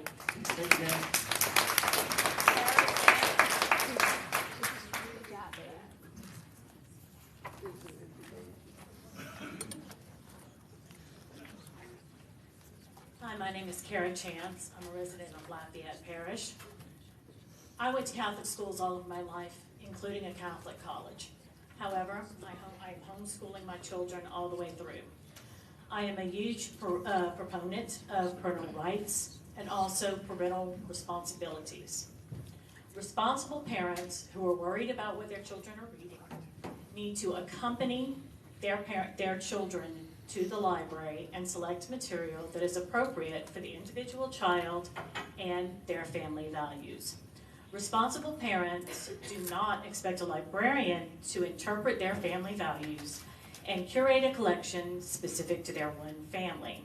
A librarian's job is to create a collection that is representative of all of the taxpayers and all of the people who come to the library. If the board is seeking to determine what material is appropriate for all of the children in the parish, they are denying parents their rights, and they are engaging in censorship. According to the proposed policy, some of the works with serious literary merit that would not be available until a child turns 18 is Beloved, A Handmaiden's Tale, 1984, and The Bluest Eye. As that policy is currently written, Captain Underpants and the Perilous Plot of Professor Poopy Pants could be considered as S&M.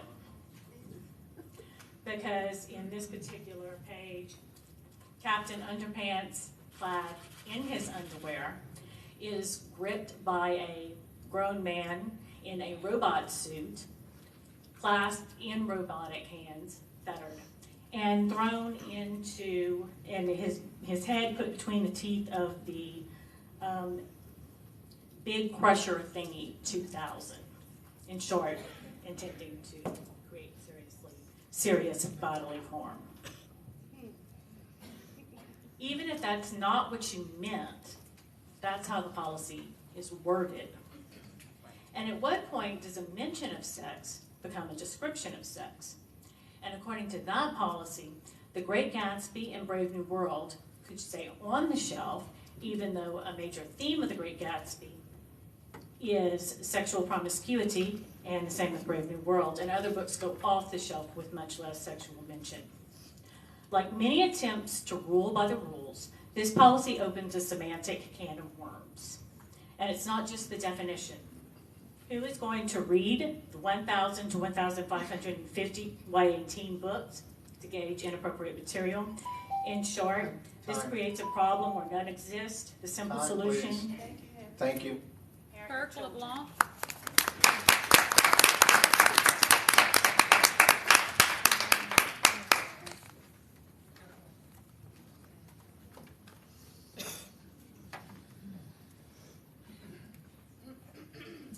Hi, I'm Kirk LeBlanc. Lafayette Parish. Lafayette Parish. Thank you. So, just to get some clarification, who decides that the R and the NC-17, that's already decided on the movies, right? And then in terms of what books are going to be in and what books are going to be out of the children's section, who's going to be making those decisions? The board will make those decisions, or in referring to the concern of the last patron, I was just curious as to. They're not going to answer you. They're not going I'm to answer sorry. you. Yeah, I'm sorry, if you didn't know, we typically won't answer. It's just a you know, comment. Yeah, just, it's commentary regarding how you think of, so. Well, to me, that concern, I would err on the side of protecting the kids.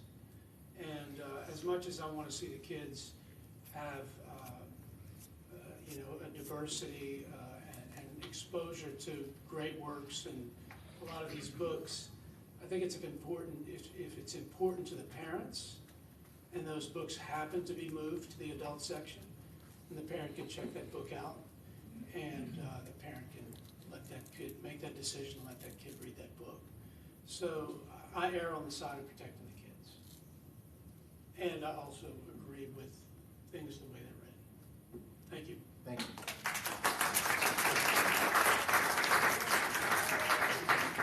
Dr. Damon Cuddy.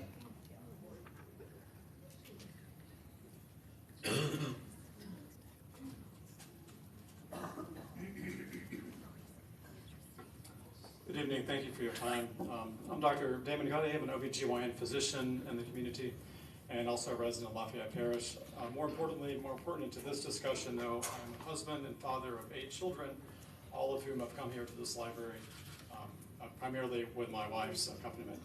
I wanted to point out something that hasn't been included in the discussion so far, and that is June of last year, the state legislature passed a law requiring age verification for access to pornography on the internet. The term pornography hasn't been used, but I think that pornography is another synonym for what we're describing in terms of these sorts of sexually explicit materials.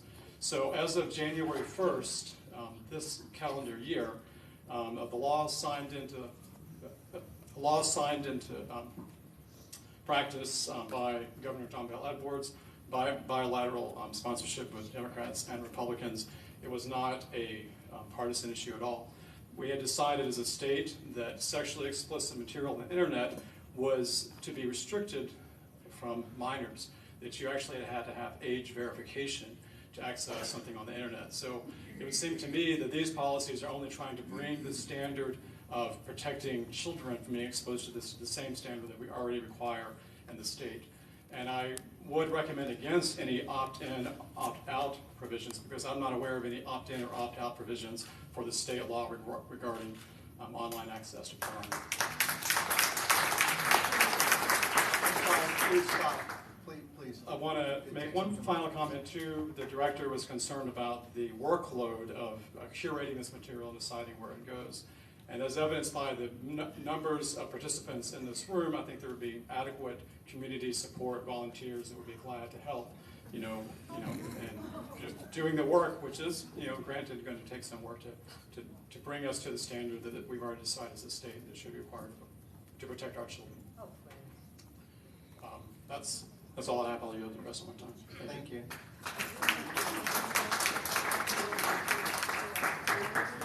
Dr. John Volz.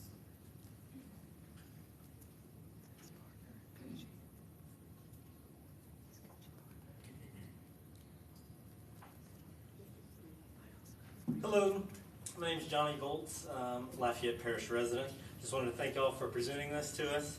It seems like a very reasonable policy. It seems somewhat indefensible to allow explicit material in the children's section, or to allow them to check it out without parental consent.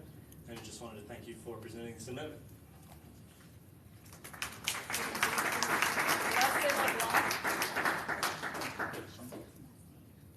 I'm sorry, Danielle. Leslie LeBlanc. Okay.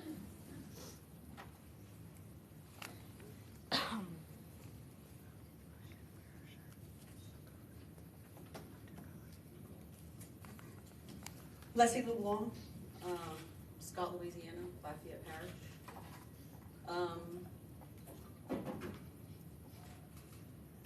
This is nothing short of censorship, and you know it. You have decided that you get to decide what everyone else reads, and that's not your decision to make. Among the books that could be banned under this policy are Anne Frank, by Anne Frank, Diary of a Young Girl, To Kill a Mockingbird by Harper Lee, The Giver by Lois Lowry, I Know Why the Caged Bird Sings by Maya Angelou, and The Body Book, a book that my own 11-year-old owns and reads, because kids have a right to know what the word vulva is, and there's nothing pornographic about that. There's nothing pornographic about the word penis. It's education. You don't get to dictate what others read based upon what you believe. You can sit there with that cross around your neck. But there's no one in this room further from God than you. Out of order. The comments out of order. It's derogatory. Stephanie Armbruster. When she protested, I was there. I was there when Stephanie protested. She was on the corner. There's a picture of her. A picture of her protesting against drag queen story time. So don't tell me that this board doesn't have an issue with LGBTQ plus community. We all know what this is. And I'm gonna call a spade. Censorship. That's what you're engaging in. A censor is a man who knows more than he thinks you ought to. And that's you, Robert Judge. Thank you.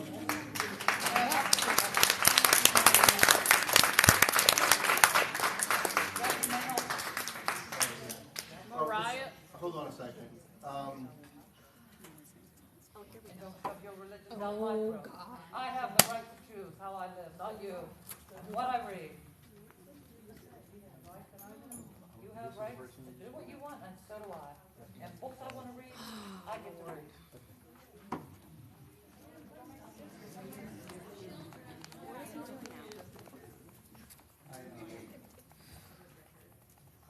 I failed before we started the comments. I usually read a statement prior to that we obtained from the Lafayette Parish Council. So up until now, everyone has been very respectful for everyone else's time. And I appreciate y'all not continuing the clapping. I know you wish to, but it just drags things on a little bit. But if you would, please look at number 6 when you sign up to speak.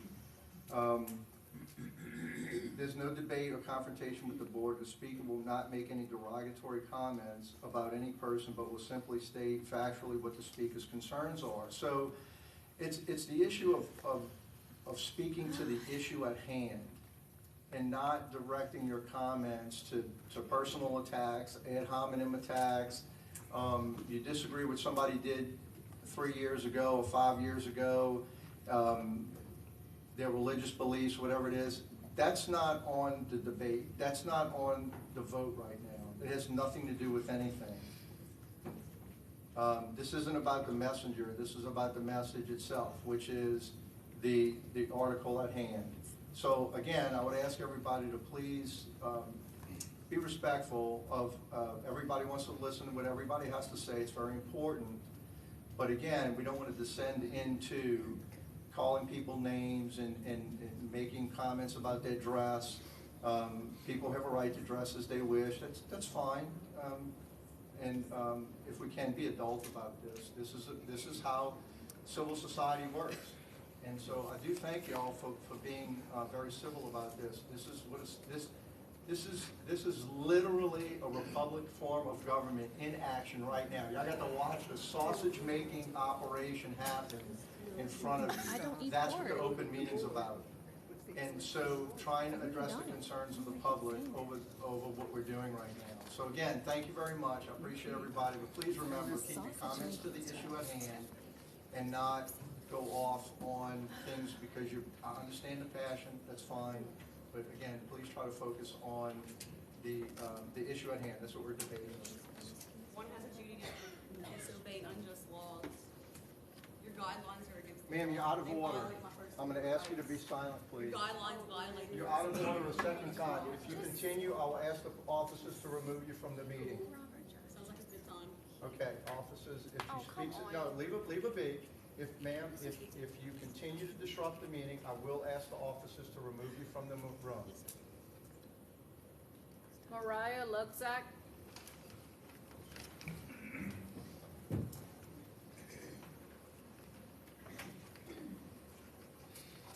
Hello, my name is Mariah Luzak.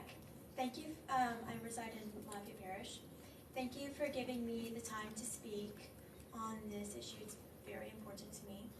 I am 13 years old, and I've been active in the library and completed the 100 Book Club for 8 years. I love reading, and this year I even won the Teen 100 Book Club. I am vehemently against being exposed to sexually explicit material in the children's section of the library.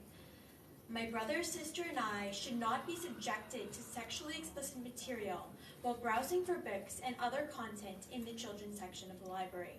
The library should be a place where we can look for books and study in safety without being bombarded with sexual information that we do not want to see. Also, as Dr. Cuddy was saying, the Louisiana state laws state that you have to be over 18 to view pornographic stuff, which I think is the same as sexually explicit stuff. Thank you for your time. Thank you. Again, I know it's like a normal reaction. Please, it's just want to kind of keep this rolling. Anthony Luzak.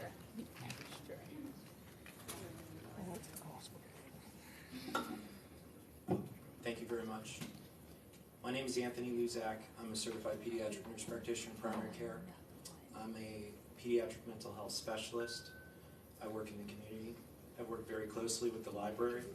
I've won awards from the Friends of the Library for my work with Red Beans, Rice, and Reading to expand early childhood literacy before COVID. As a developmental behavioral specialist, I have very grave concerns in regards to pornography and its detrimental effect on all of us. It's well documented, the neurophysiological consequences of being exposed and looking at pornography. This is not a religious issue. This is a scientific fact that it seizes your dopamine centers when you are viewing pornography and sexually explicit material. The dopamine pathways of your brain govern the ability and drive to motivate you. People who have frequent exposures to pornography have issues impacting their motivation pathways in other aspects of their life. And early exposure to pornography is detrimental for all of us because these children are going to be growing into the adults very quickly. The laws are very clear. The laws are very clear in regards to explicit material for minors. It is not a matter of free speech. The Supreme Court has ruled that obscenity is not governed under free speech rules, especially in this state. Our state has dictated that in the state of Louisiana, children are free from being exposed to obscene materials. For that matter, I do not think you should have an opt-in or opt-out. Also, I'm concerned as a citizen that any decisions to have a policy with an opt-in or an opt-out may expose us to future litigation by parents of children who were exposed. No. Because of the current decisions that we've done with Act 440 in the state. So I encourage you to pass the, what is it called, the matter at hand as is without any amendments. Thank you for your time. Motion, guys. That's the word. Thank you. Melanie Brevis.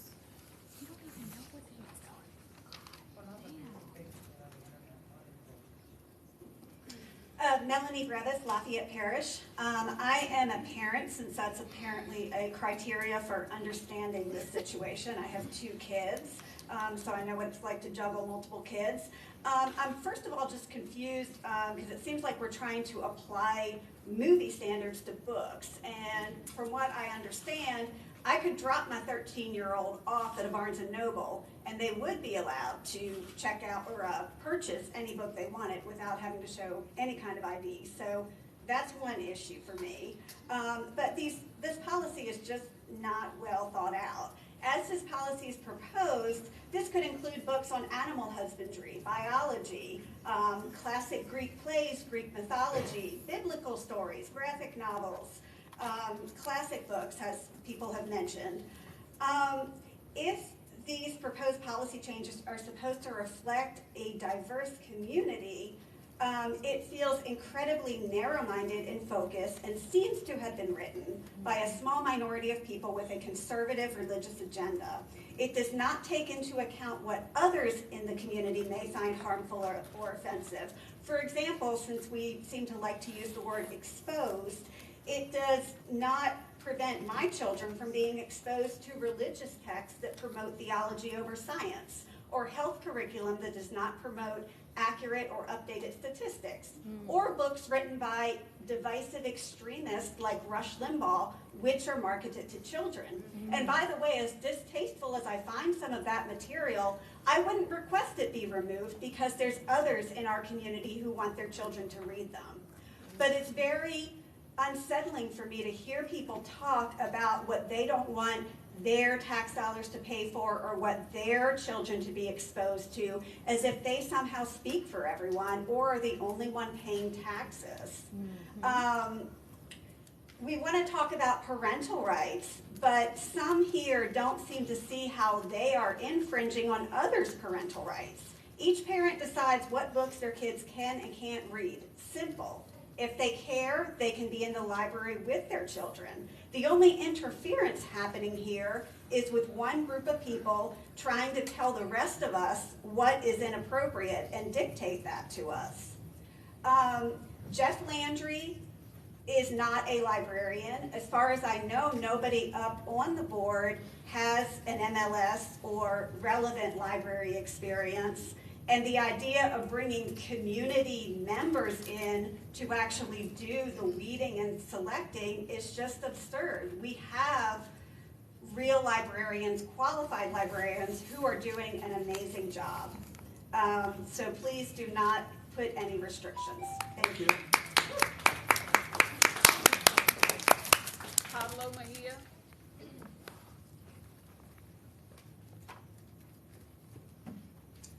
My name is Pablo Mejia, and I'm a resident of Lafayette, a parent, a veteran, and a library supporter. The board is being asked to take action on the library's collection policy, changes which I urge you to vote against. Much has been said about protecting our children from falsely alleged pornography in the library.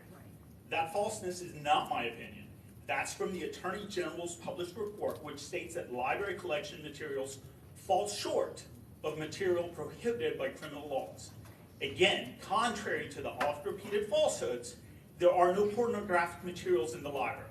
If there were, we could count on our AG to trumpet that loudly as part of his gubernatorial campaign. Any talk about the legal basis for censorship based on community standards is disingenuous at best. The law here is clear, and nothing in the library qualifies as pornography. And everything in the library is constitutionally protected. Since the material in question is all protected by the Constitution, why would the board seek to change the collection policy in this area? Is the Constitution not the law of the land? Is the board choosing to operate outside of that law? If you served in the armed forces, as I did, you swore an oath to support and defend the Constitution of the United States against all enemies, foreign and domestic. Supporting the First Amendment certainly falls under that oath. The library is not a parent, and we do not live in a nanny state. If you don't want your kids to read something, then do your job as a parent and supervise your children's reading. If you make a choice to have more children than you can supervise, that's your choice. And you need to accept responsibility for your choices. You are not the parent of other people's children, so don't impose your point of view in parenting decisions on other people. If the board adds restrictions, it should add a motion to amend to an opt-in policy. If you want to impose restrictions on your kids, opt into that. Do not take away other people's parental rights. Note that the proposed restriction would restrict PG and PG-13 movies that show nudity, including female breast nipples, from being viewed or checked out by people that can view them in the theater here in Lafayette. Contrary to what was stated during board discussion, this restriction is not the same as the movie rating system. That is a misrepresentation at best. As the director stated, the implementation of this change would restrict patrons' ability to access legal material. That will not pass legal challenge for the least restrictive means test. I urge you to vote against changes to the collection policy restricting access to constitutionally protected materials. Thank you. Wayne Colvin. It's just ridiculous. It gets worse and worse.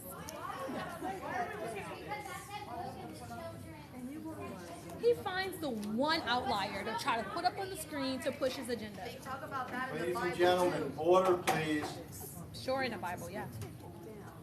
Yeah, why are you forcing us to watch pornography? Wayne Colvin, Lafayette Parish. What I want to say is... Hold on, Mr. Wayne, hold on. Hold on. You got it? No. Can Robert Wait a second. You have a 13-year-old. Yes. Oh, my I'm sorry, Lord, I don't know what the problem. It's okay for 13-year-olds, isn't it? So what are we doing here? What is I'm not understanding. What is the point of this? Because to me, this is causing more chaos. What is the point of this? That's his point. Yep. That's what he wants to. He's trying to push his agenda. Sit down and listen to What kind of a president would do Wow. something like this during the public comment? Look at it, they can look at it. He's wrong. Jesus doesn't like that, Judge. That is why you can opt in and opt out. You're wrong for that. You know this is inappropriate on several levels. Sit down and let You're trying to push your agenda by finding an outlier to make yourself look so important. Ladies and gentlemen, You're this is disgusting. not a free-for-all. Mr. Colvin has the floor, and he has the ability to That's a whole speak. free-for-all too for Mr. you. You know what you're doing. Okay, officer, if this, ma'am, if you disturb this meeting and you disrupt it, I will ask disturbing you- Take this down. Take that down. You know what you're doing. Take that down. You are. Take that Push his down. agenda. Take that You're down. wrong. Doing. Put the motion back up on the screen. Put the Take that motion down. back up on the screen. Take it You're down. trying to push your agenda. Take it down. Anything to fit your narrative. Let him speak. That's a communist country. This is wrong. You know you're wrong for that. You know what you were doing, Judge. Put the motion back up there. And you Put have the the agenda back up audacity. there. And you Put have the the agenda back audacity up to there. I'm gonna ask you, You know, you put that up there to cause a disruption. You did that on purpose. Yeah, but he did that on purpose. Take it down and let him He's trying to fit his agenda. Take it down. He had the agenda up there. He took it off to fit his narrative. He's gross. Yeah, it is gross, isn't it? No, you're gross. You're putting that up there because you want to push your narrative. This is not a communist country. Take that down. People like you don't understand. Infringing on people's First Amendment rights. Let him speak. Sit Get down. down. Like, this is disgusting. Oh my God. We're on a time crunch. I fought for this country for people like that to come here and push their narrative and their political views and their religious views to infringe on people's rights. No, you're on some moral high horse, and it's not right. That's crazy. Can you sit It's down? disgusting. Let him No. speak. He's wrong. It's about consent. And he got a smirk on his You wanna face talk like about it's a giving joke people to permission? infringe on people's Who rights. gave you permission to Ladies put and that gentlemen, we're gonna recess for 10 minutes. I know he is, but you're hypocrite. You know what he's doing. You know what he's doing.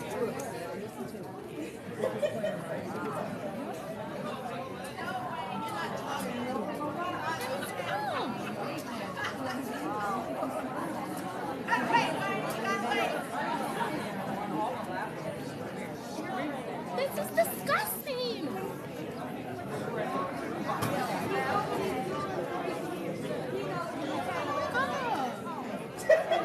Now he put it back up there though.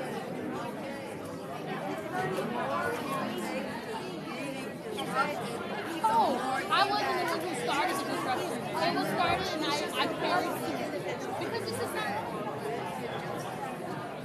Even a female child whose parents are uncomfortable even talking about sex. She might be curious. She has the right to be able to No, my concern is for breastfeeding teen moms. If you're breastfeeding, we're in a recess.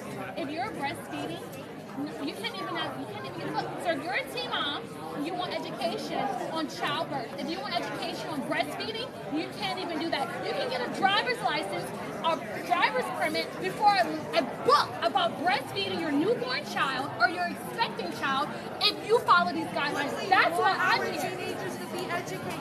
And that's why I care. Better decisions. That's You're why I taking care. that right away from them. This is gross. That's why they need an option. If you're so concerned, opt in. Not just have a blanket rule for everybody. This is not a communist country.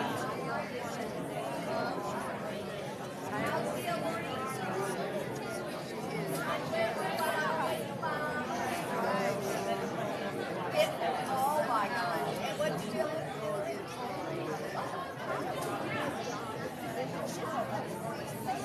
He wanted to be a circus. He gets off on this attention. He's a narcissist. I'm telling you, he is the definition of a narcissist. He did that to excite people with the intent to excite people. Get rid of him. Have people elected to bring about the change you want to see. Yeah. Elect people that will, whenever, go vote, obviously. You see how fragile he is all the time. Narcissist. Educate both of them. That's what I do. Yeah. They love to study like that. And they used to act like yes, that's the key. More wise with I'm all with y'all. When it's all but this country, I have to stop you 1 second. This country would never have progressed the way it was if people didn't speak out when things were inappropriate. Because if everybody sits silent and let it go by, then what's going to happen is it's going to be complicit bias. People are going to think silence is accepted. Am I correct? Isn't that what he did by posting this? So he's disturbing the peace. Should we want to press charges right now? But you have to also remember, for a woman, it was a woman of color.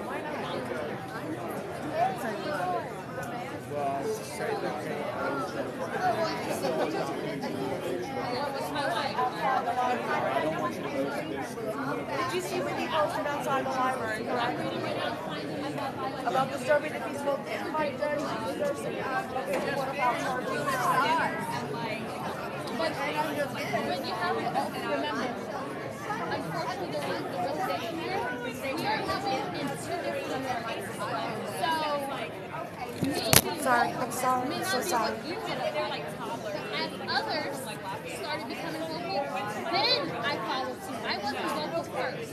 The reason why I followed suit because, like I said, silence is acceptable. If I remained silent, then things would have continued. And now, because of me continue to be vocal, it's back up there. Because why? In my America, my people would have still been oppressed if people remained silent. So because I have a voice and I fought for this country, I served active duty in the army. I'm now more aware of when you have a voice and you have power to bring about change, you need to use it. Oh yeah. So I just wanted to make sure we're on the same page. Yeah. Absolutely. Yeah. I was marching in Shreveport, Louisiana. Yeah. In 1972. Are y'all number 1 against me now or number 2? Well, thank you for being on the pod. I can't sing, so I can shout. I know. You're amazing. Yeah. You're feeding him. He wants the reaction, and I get don't give to it. He wanted to cause a disruption to fit his agenda to make him look bad. And show that on the news. Yeah, like The always. only way we can do change this is to baby it on that women. Yeah. First, we need to get answers.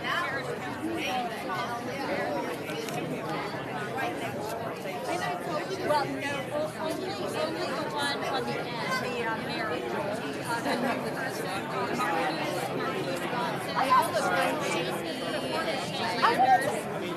We're divided. I've been noticing. It's like a wedding, and it's like.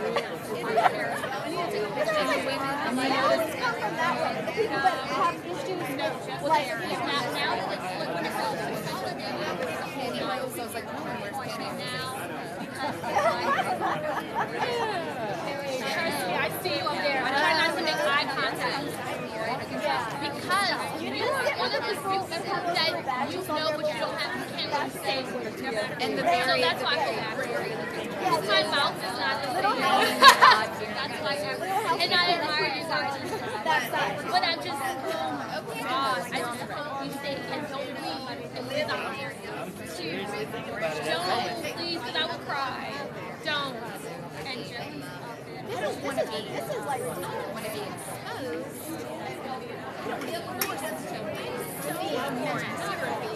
He got out of his chair and he went out of his way. Anybody want to come with me to the city officers to make sure they don't arrest me you again? know what's so sad about it also, though? Where are they? I'm going to her. Oh my God. But see, they're going to use that y'all reaction. We got over 1,000 people watching us on Just TikTok say- right now. There you go. It should be And what I'm learning TikTok. because the major Are you the one that's running it? It's good. You do good work there. because Here, I wasn't thinking that you had like youngins doing it, like you know, the kids We got somebody helping us, like she got us started and stuff and helped me like posting some of the early videos, and like I'm doing it now. Like last night. That is not do. Like, if people it's like I went to school interrogation. Yeah, I get it. And the newest lady, she's Hillary for 22. This is my first time seeing it. With my job, I had to go We to didn't even know she was COVID until and at interrogation less than a week ago.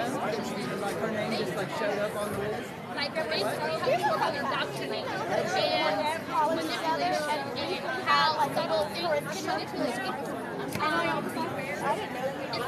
You're very smart, so I won't go into detail. But what he was doing is, he was using that content to manipulate this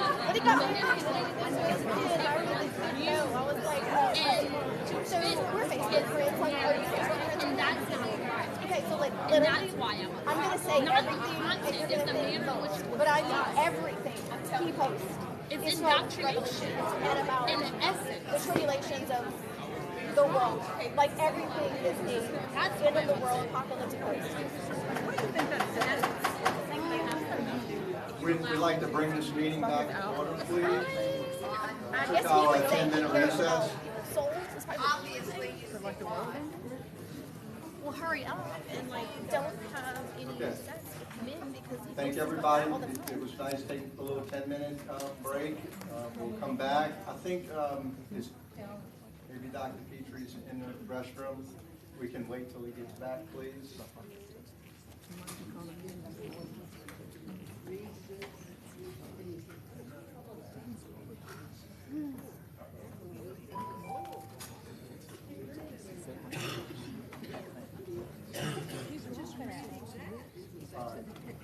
Danny.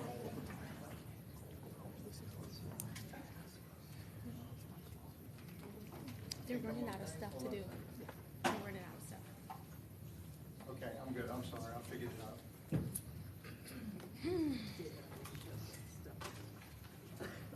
Mr. Colin, you have the floor. We can wait for Dr. Petrie to return. I'm sure he went to the restroom, is my guess. Or you can speak now if you like. I'll leave it your option, sir. Let's move it along. I think everybody. Yeah. Okay, let's move it along. Moving along. Good evening, Wayne Colvin, Lafayette Parish there. And I'll just keep it brief there. I'm in support of the board, y'all trying to protect the kids, and that's what we want to do. You know, these kids have enough challenges out there in the real world with all the pornography and other things to go wrong in their life. So let's protect them as long as we can under our roof and everything else. We don't need an opt-in, opt-out. You know, if you want to get your kids to be exposed to that, take them to the library and check it out, and you can do it. You know, we're not censoring anything. You know, and what I suggest to make it easy on the librarians is if you have some books that you think should belong, you know, in the adult section, have a drop box, put them in the drop box, have a subcommittee maybe, or a couple of different subcommittees that would review these, take out the wheat from the chaff, and say the ones that really need reviewing and maybe need to be kicked up or kicked out of the library or whatever, you know, pass those on to the final committee. And that way the final committee, whoever's on that, wouldn't have to spend so much time, and maybe it'd help deload the librarians from having to do some of that. But just kind of make it simple, you know. We don't want to burden you. You know, there's enough challenges out there for the workloads that y'all have and all the library people have. So that's just my thoughts. You're doing a good job. Just keep it up. Tighten those controls. Keep the kids safe. That's what you need to do. Thank you, sir. Andrew Duyon?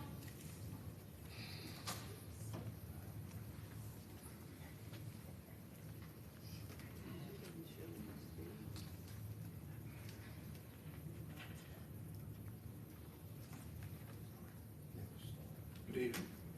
I'm Andrew Duyon. I'm a resident of Lafayette Parish, a former member of this board, and father of 2 and grandfather of 4. So yes, I'm concerned about protecting my sons and my grandsons from certain things. But I do not believe that this is the way to do it. I have a responsibility as a parent and guardian. If I could digress for a second, my friend Mr. Colvin came up here and spoke, and you know, there's so much dissension going on now about this issue. There are good people on both sides, I think. I think some of them don't have the best of intentions, but I think there's good people on both sides, and certainly we should be able to talk about these issues. However, as we disagree about these issues, I think that everybody needs to be given the opportunity to express their opinion in a civil way. I'll say that a few things that struck me tonight. I prepared some remarks, but a lot of those prepared remarks have become maybe obsolete by some of the discussion that we've had tonight. So I'll just kind of speak a little bit more from the hip. I don't think that the library and the internet is the same thing. So if pornography on the internet, that's a rabbit hole. I defy you to go out in that library and those stacks right now. You may be able to find some things that anyone would find objectionable. Or are you going to find the same things that are on the internet? No, you're not. We discussed about the correlation between, movies and books. The policy tries to be specific about the description of sexual content, and it uses the movie rating system sort of like as a framework for that. But that system's not going to necessarily work for books. And I really feel for the staff. I think that this is not something that's going to be easy to implement. I know this is not a Q&A time, and I can't necessarily ask Danny, is that right? But I can see how those problems will persist. I guess the overriding thing that I'd like to express tonight is that I consider it my responsibility as a guardian to monitor my child's activities at the library. So let's leave this in the hands of the parents and guardians. We complain about big government and overreach in regards to our rights, our taxes, our businesses, our environment. Isn't this the same thing? Thank you. Wes Riggs.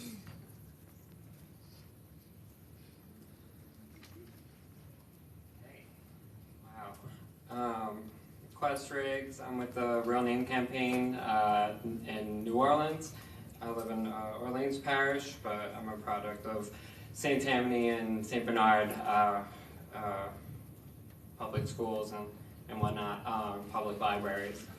So the trans and LGBT Louisianans are very worried and scared about the content being targeted by the Attorney General's report and unelected library board of control members around the state. As we know, it's also in St. Tammany Parish and Rapides and maybe Shreveport. So the material that has been cited so far is not age inappropriate for all teens and young adults. Most of it was written with them in mind. If parents want to filter what their kids read, then they should within their homes, etc., not in public libraries or public schools. That is what we hire librarians and teachers for. We are against the politicized and cynical attempts of unelected board of control members to usurp the duties and trained responsibilities of librarians or the judgment and freedom of parents who want their children to explore their literary interests in their tax-funded libraries. So,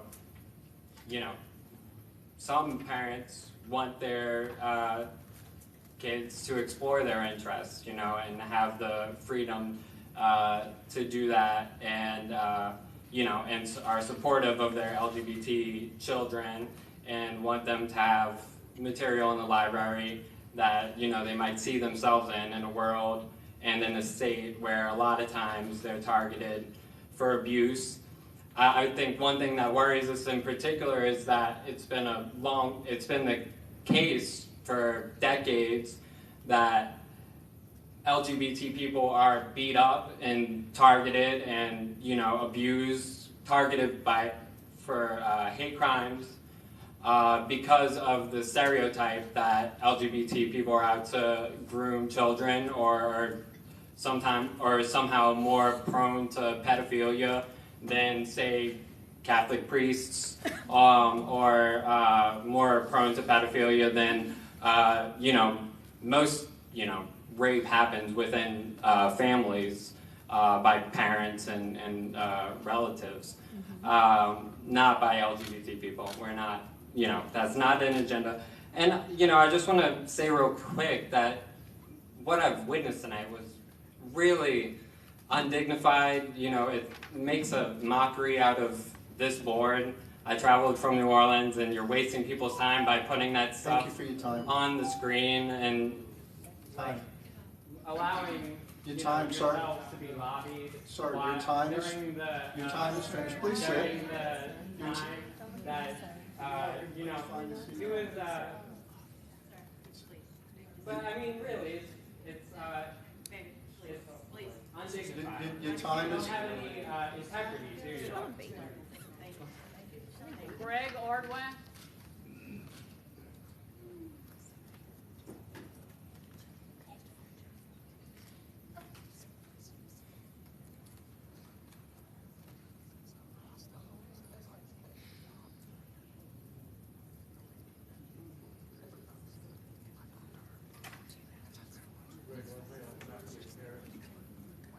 The first thing I'd like to say is that. Oh, I'm sorry. Try again. Greg Ordway, Lafayette Parish. The first thing I'd like to say is that John Paul II has surely reiterated that each person has inherent dignity, and that he really tried to teach us that because of that inherent dignity, we really need to treat each person with the respect they are due because of that inherent dignity. And how we treat each other and their opinions reflects that they have inherent dignity. So I think that's what we need to try to remember as we have discussions, whether we agree or disagree with each other. And so that's the first thing. And then the second thing I'd like to do is just ask a question of everybody in this audience. I mean, how many people in this audience would agree? Please raise your hand. If you think it's appropriate on Saturday mornings through the Disney Channel to show children child pornography or X-rated movies. I mean, how many people in here think that through the Disney Channel on Saturday mornings that we should? I mean, I agree. So what that proves is that we all agree that censorship is appropriate in appropriate circumstances. Yeah. So censorship is appropriate. So we are, and we censor ourselves. Let me pause your time just for a second. Yes, sir. Ladies and gentlemen, if a speaker speaks and he asks a rhetorical question, and it was a rhetorical question, again, you need to keep your comments, please. Everybody has a chance to speak, and everybody can be respectful of everyone's chance to speak. You would want people to be silent when you're speaking. We expect the same for everyone else. Everyone's treated the same in this regard. Continue. Thank you. And so I think what that example shows is that we all do really agree that we censor ourselves every day. How we dress, how we talk to each other. When we're angry, how we treat each other. It's called respect, self-control, common decency. And so somehow making the word censorship a bad word is not appropriate. It's that censorship is appropriate in appropriate circumstances. It's not appropriate if it's used as just as a weapon or something. But so, for instance, in the adult section, even though I may not agree that there's certain materials that should be there, I think in America, any adult should have free access to whatever materials are there. But the question is, in children's, like we said on Saturday mornings, children shouldn't have access to just any material, especially if it's pornographic. And so the question is, should we have censorship? It's what should we censor, especially in regard to the children's section, and how should we do it as a community? And it's a complicated issue, so can we do that respectfully and just as a community to protect our children And that's my thought. Thank you very much. Thank you, sir. Robert Boyche Jr.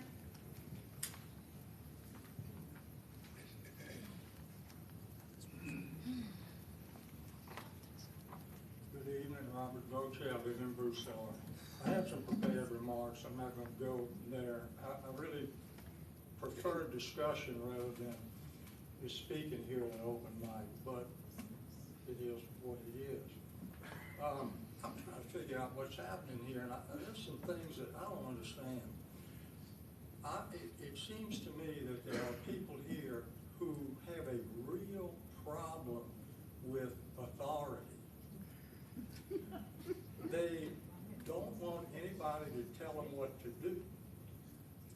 I don't know what they mean by censorship, because language is a pretty shifty thing, a pretty slippery thing.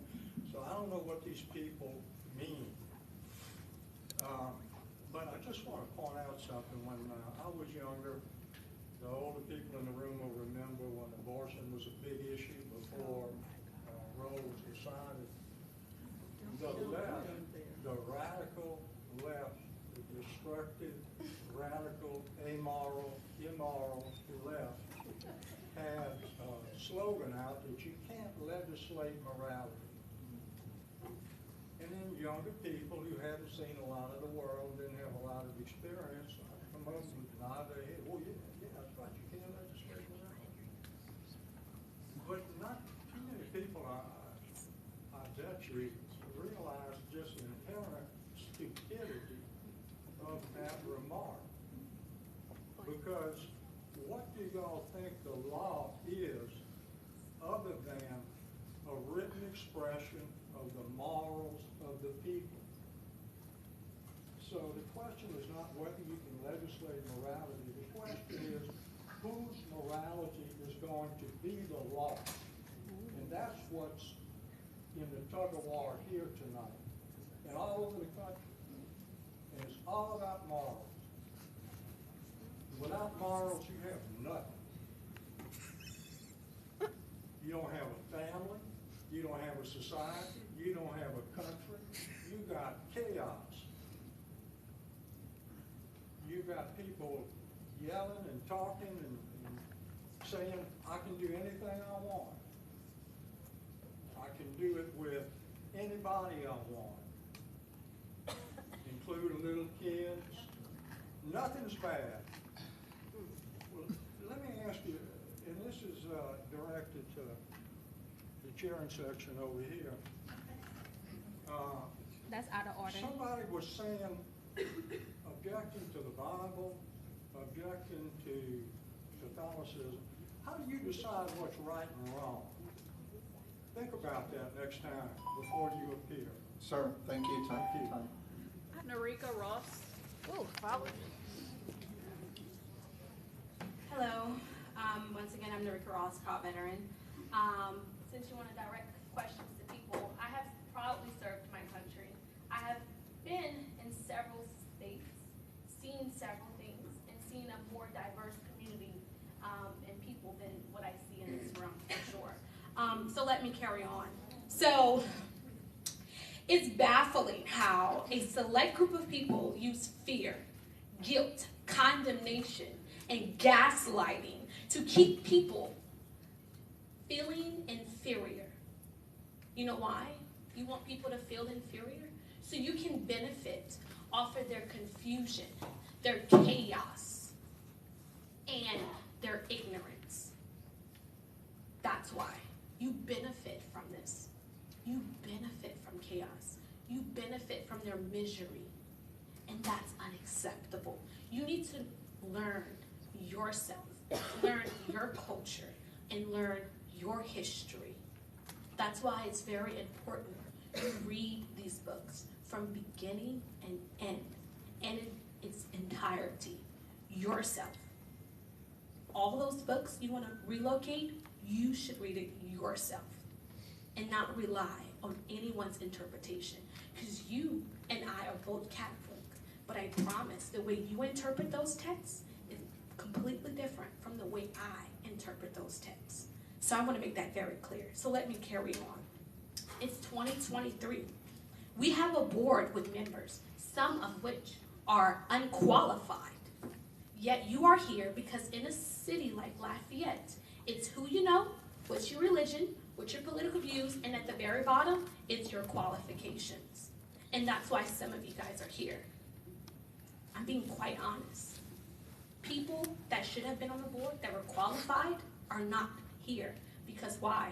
We are in Lafayette. It's who you know, your political views, and then your religion, and then at the very bottom is your qualifications. So if it was the other way around, some of you would not be sitting up there. And I'm being honest. Once again, look at this room. The lack of diversity in this room speaks for itself. So your community standards is in this room. Is this room diverse? Do you see many people that look like me in this room? I'm pretty sure you don't. Because that's according to your standards, and your ideology, your political views, and your religion, because that's why you're here.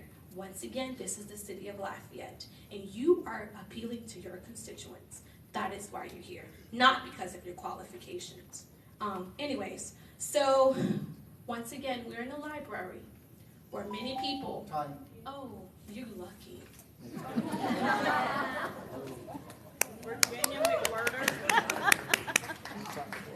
Virginia McWhirter. You lucky.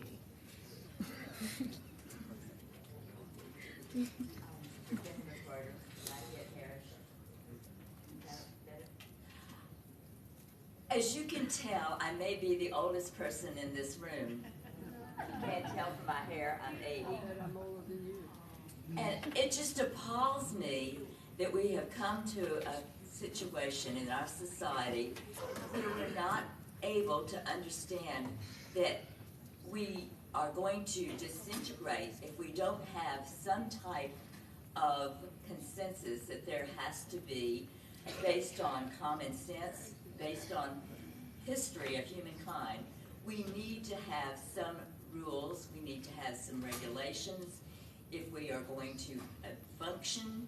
And I appreciate the fact that there are people here who are willing to put themselves out on the line to take abuse in order to make a institution hopefully work for everybody in Lafayette Parish.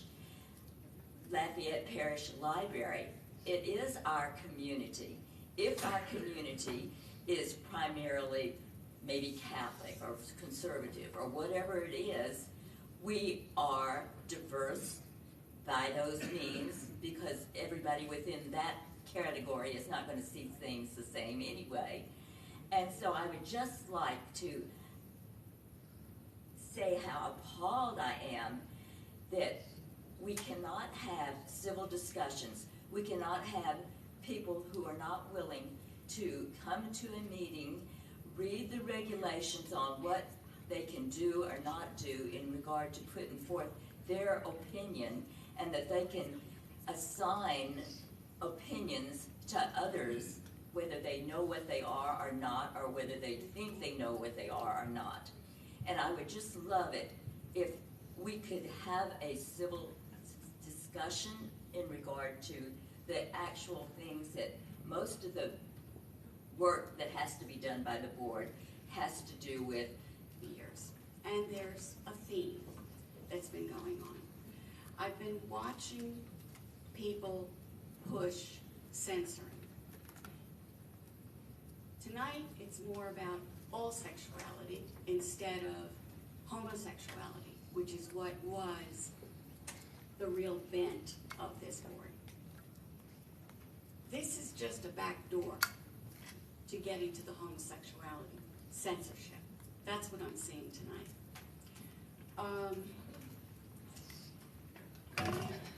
This is people that are isolating people that they find are other or not part of their traditional idea of what community standard is. Well, I've seen the support that the board has gotten from people in the background at times, and I've seen the values played out in the decisions that were made. Those values line up with a group called Tradition Family Property Organization of America. It's a group that's cited by the Southern Poverty Law Center for anti-LGBTQ views and anti-sexuality in general views. They are virulently an anti-LGBT group against them, you know. What they promote from their own literature is being traditional elites, and they appreciate what they call, quote, healthy, end quote, and just social inequities. They benefit by having people below them. They like being elites. They oppose social acceptance of homosexual practice. They oppose anti-discrimination laws that give homosexuals a privileged status in their view. They oppose don't ask, don't tell. They oppose same-sex and civil partnerships and adoptions and anything transgender, films, theaters, plays, acts, actions, and books, of course. Are these the community standards that I see reflected in this board from that group? Are these our community standards of hate? Time, please. Thank you very much. Rochelle Vanderverder.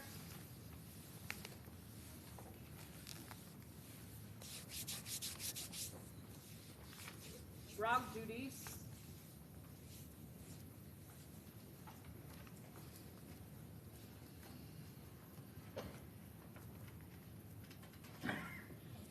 Hello, my name is Rock Judice. I live in Lafayette Parish since I was born. I have 9 children, 6 grandchildren, and remember coming to this facility very, very young.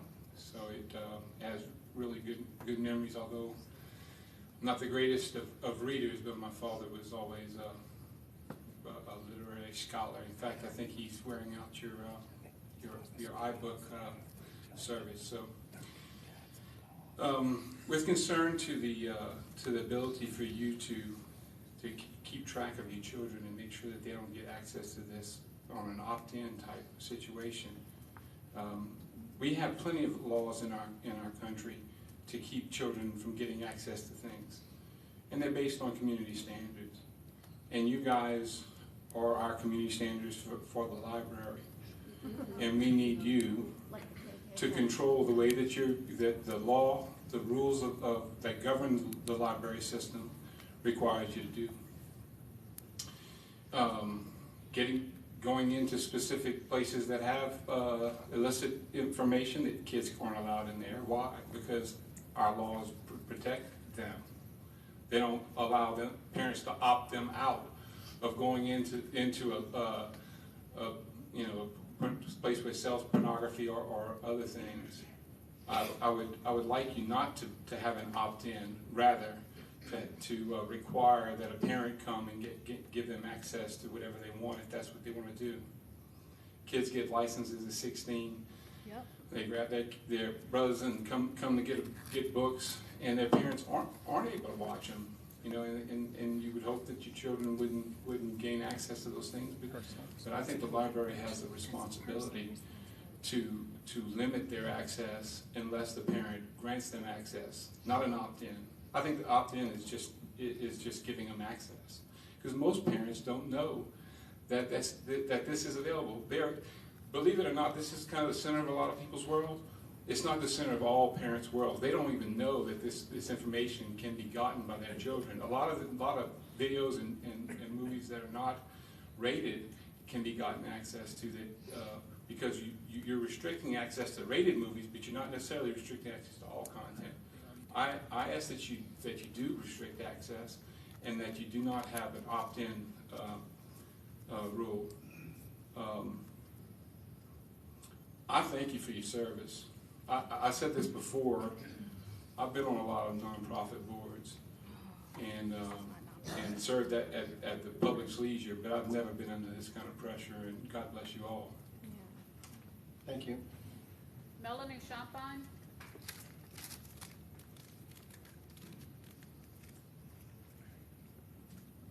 Melanie Champagne, Lafayette Parish, mother and Catholic, in case that counts.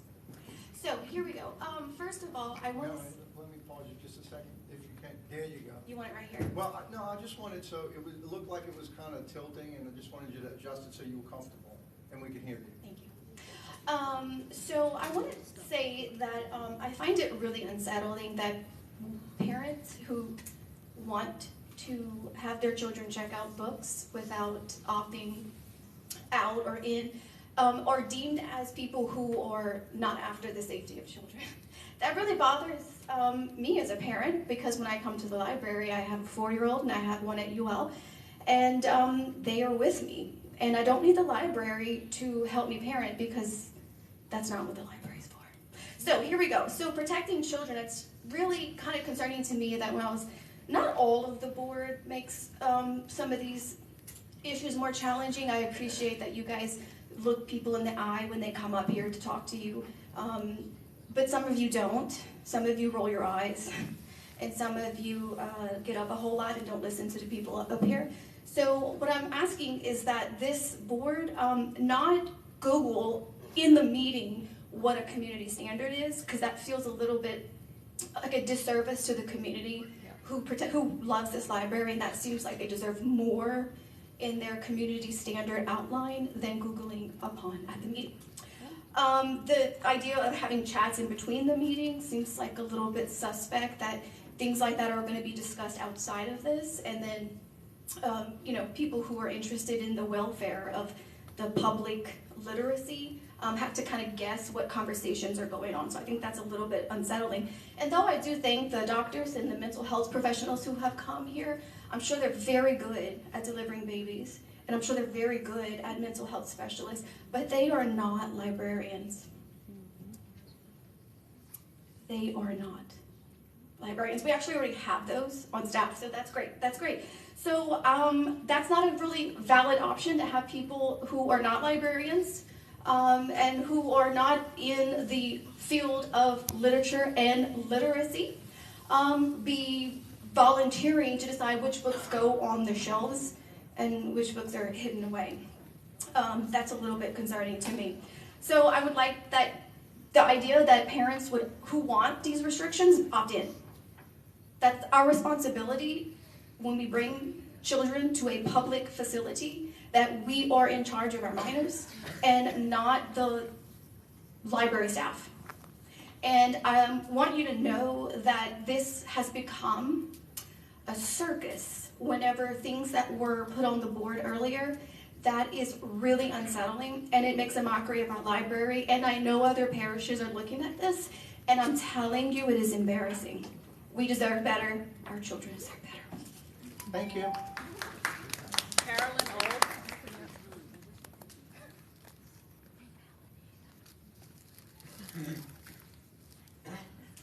Hi there, Carolyn Auld, Lafayette Parish, parent, speech-language pathologist, lifelong reader. You might think you're doing something good, and I appreciate that, but restricting access to materials is actually a very slippery slope. With regard to the books being restricted, I actually own several of them, so I'm familiar with them. Sex is a Funny Word is one of them. It's actually a really great book, but I consider them part of the comprehensive sex education that I choose to provide to my children. I can't rely on anyone else to teach them these things. As I often hear, it is the parent's job to teach their kids at home. Fine, I am. These books are extremely helpful to me. I rely on them. They are informative. They are also costly. Not every parent can afford them. Are they sexually explicit? No. We are not discussing porn. Porn is not for children. Sexual education, though, is. These materials, even the ones I don't have, I trust they are safe and part of quality comprehension. Even the ones I don't have, I trust they are safe and part of quality comprehensive sex education because I trust librarians. Why am I pro-comprehensive sex education? Because the benefits are enormous and well studied. Results are proven. Here's just one study you can look up online, published in the Journal of Adolescent Health in 2021. It was 3 decades of research, the case for comprehensive sex education. A review of this literature of the past 3 decades provides strong support for comprehensive sex education across a range of topics and grade levels. Results provide evidence for the effectiveness of approaches that address a broad definition of sexual health and take positive, affirming, inclusive approaches to human sexuality. Outcomes include appreciation of sexual diversity, dating and intimate partner violence prevention, development of healthy relationships, prevention of child sex abuse, improved social emotional learning, and increased media literacy. So, to conclude, when you start restricting access to materials, you are in fact helping to promote the things that comprehensive sex education, in fact, helps work against. Things like homophobia, teen pregnancy, the spread of STIs, domestic violence, child sex abuse, and all the issues that you profess to be concerned about and that we, as a society, I think can generally agree that we want to see our children spared from. So, thank you. Thank you for the comment. Matthew Mayer.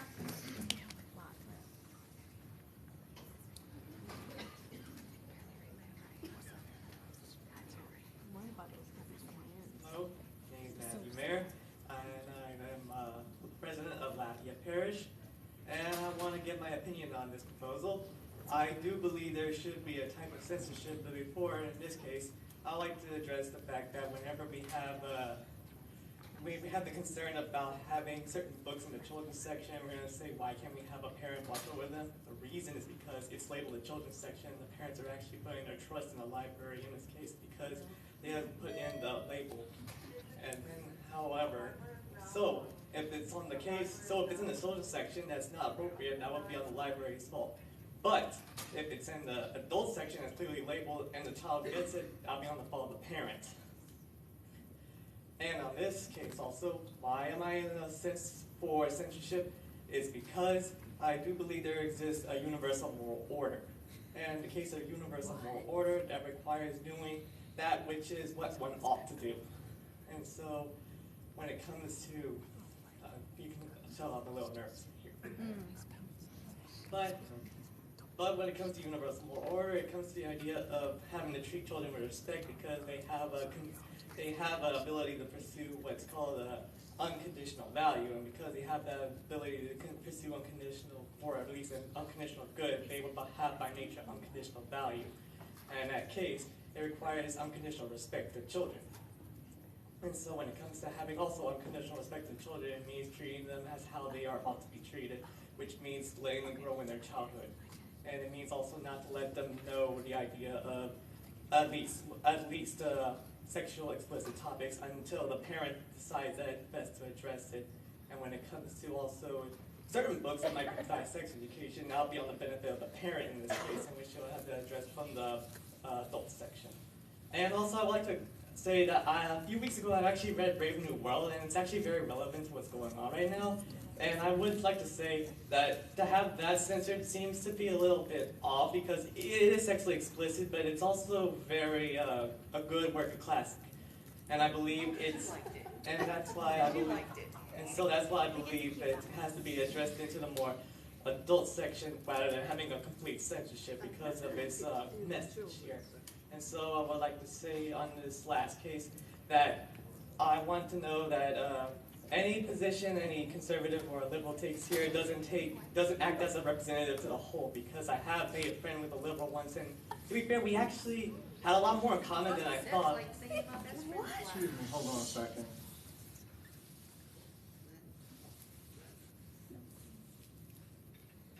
Go ahead, I'm sorry. So I'm just going to just address the fact that no matter what attitude is taken over here, it doesn't represent the whole. So I'm just going to let that off of the mark. Thank you. Thank you for your time, sir. Amanda Anderson.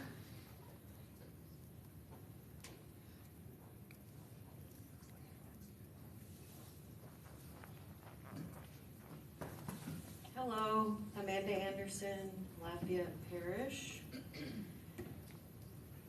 These policies are not democratic, and they are intended to silence, intimidate, and destabilize certain groups in educational topics like comprehensive sex education, gender identity, and sexual orientation, not to mention fiction books many of us read as teens. That is what they are deeming as pornography. The policies are clearly a tactic to stigmatize marginalized populations seeking particular books for particular reasons that do not conform to religious ideologies. The board is attempting to restrict their access to information or ideas by forcing other ideologies. Indoctrination doesn't occur when we allow free thinking, but instead, indoctrination takes place by censoring literature and concepts. Louisiana already has laws that protect children from harmful sexually explicit content, from which this policy language was directly copied from. No further regulation is needed, as your policy is already written into state law and can be referenced under Title 14, Section 91.11. We already have a process for removing obscene items, and this is addressing a problem that does not exist. These policies were drafted essentially by civilians, as the people before us were not elected by the people of Lafayette Parish, by the way, but some appointed arbitrarily. But yet they are being allowed to decide what information the community can access and dictate free exchange of ideas within our library system without due process. Additionally, they are identified as a governing body on the library website, which means they should abide by government ethics, which require government representatives to make objective decisions that do not represent their personal beliefs or agenda, nor voice this on behalf of the government. Today, the board argues their policy changes are meant to protect children from the woke culture and far left, but yet their social media comments shed light on their true intentions, which is not to protect children, but to indoctrinate others, to discriminate and dehumanize people who differ from them. An example of this includes board members posting anti-LGBTQ+ comments regarding young people who identify as such.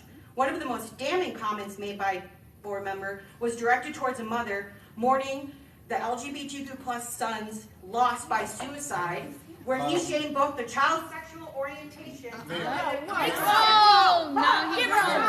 paused your time. If I haven't made it clear, I oppose the policy changes. No, I understand. I paused your time because that is not in reference to the issue at hand.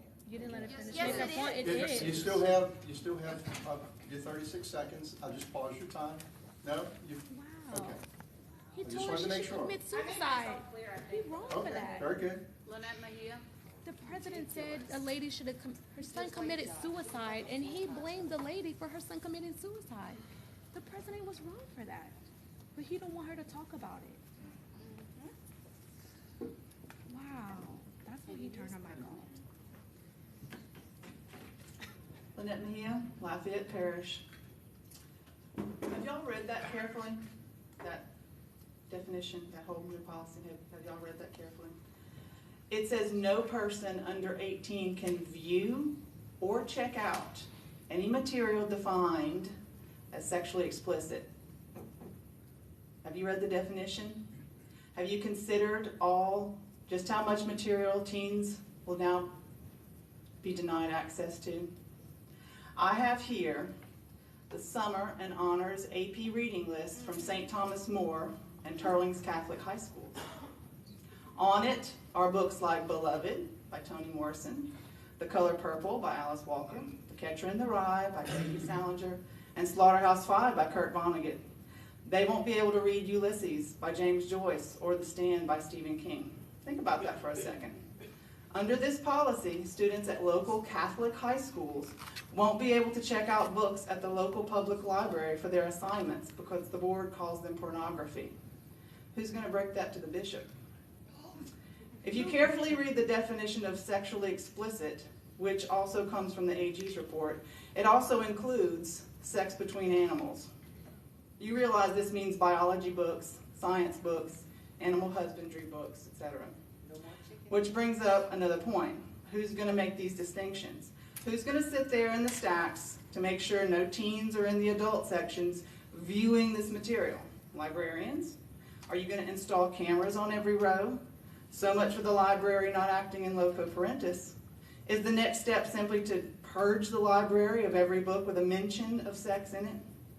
Despite what's been written about those who fight against censorship, I have no desire for kids in this library to see pornography. And neither do the librarians who work here, and I've talked with many of them. Louisiana has an attorney general who has made it his work to protect kids from sexual exploitation. So we already, right now, have laws on the books to protect children from inappropriate sexual content.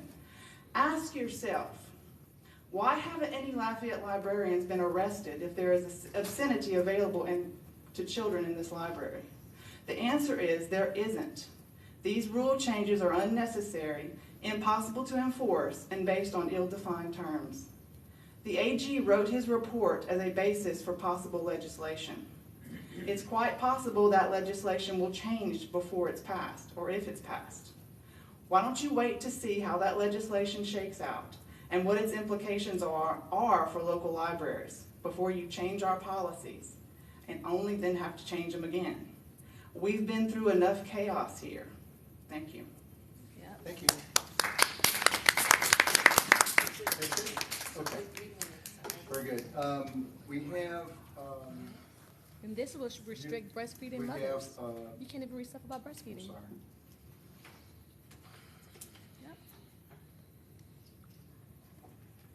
Right now, we have a motion before the board that the policy as it is written, paragraph 3, of course, has been omitted. And under children and minors, we'll add in an opt-in policy. That's the motion that is before the board right now. Robert, I made a mistake. I had one more person that Oh, signed you in did? for Okay, this. very well. Hannah Guillory. Okay. Is she? She's coming. She's here? Okay. Thank you.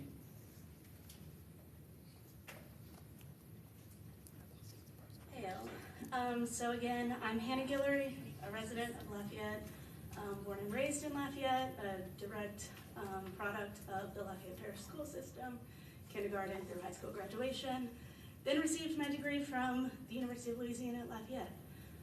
So I know very well the harm of not teaching kids sex education. So I'll just start.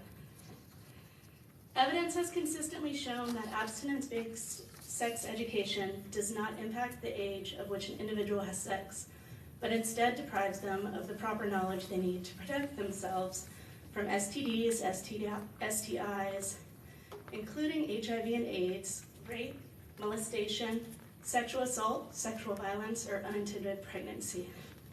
This is a really big problem in our state. In Louisiana in 2020, 60% of pregnancies were reported as unplanned. 60% of pregnancies. As of 2019, we had the third highest teen birth rate, trailing closely behind Mississippi and Alabama, all states which offer abstinence-based sex education.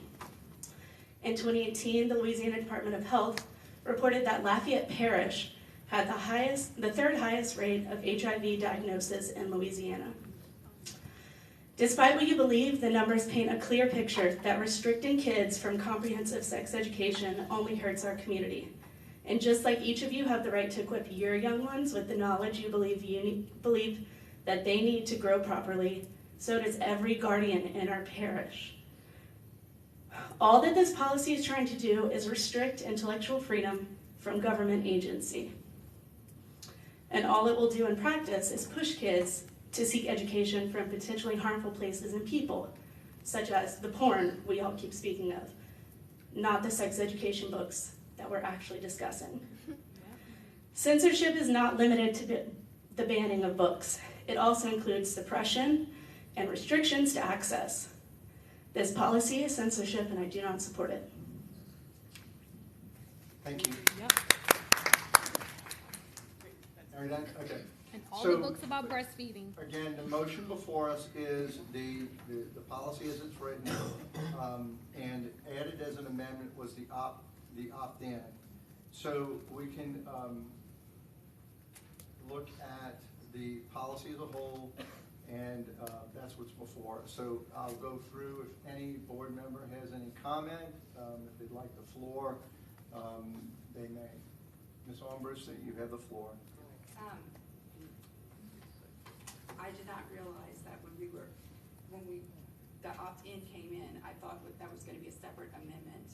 So I apologize for not speaking sooner, but I would prefer it be an opt-out. So I'd like to make a motion that we adopt this policy, but without the opt-in, with the opt-out instead. We already did it, but it's no one seconded it. Yeah, they already failed. Excuse me. The motion before right now is this. It can be amended. We can amend it. That is possible. There's an offer of an amendment on the floor. If someone would like to offer, that's the amendment. The amendment was, is instead of an opt-in, an opt-out, which would mean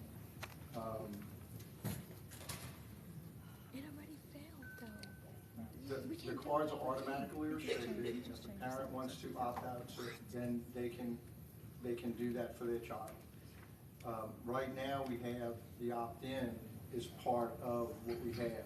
An amendment has been offered to do an opt-out. It already failed. It failed already. Ladies and gentlemen, thank you for your time and thank you for your patience with all of this. I really do appreciate it. Any board member can offer another amendment. I understand an opt-out was brought up. It was not seconded. The motion to opt in was a motion and seconded. It has not been voted on. It was attached to the whole thing.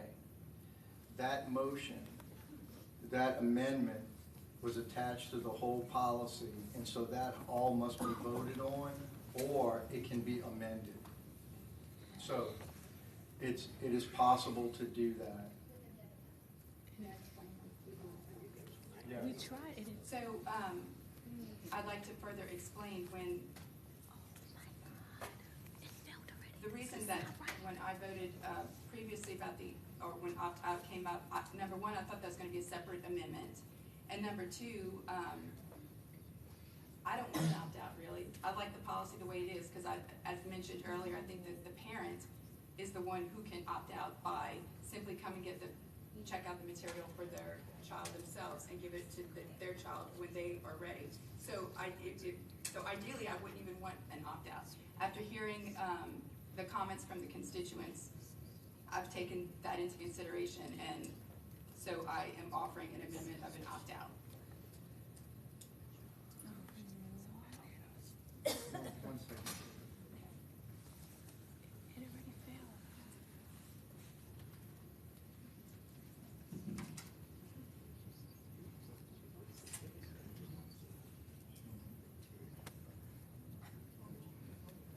It already failed.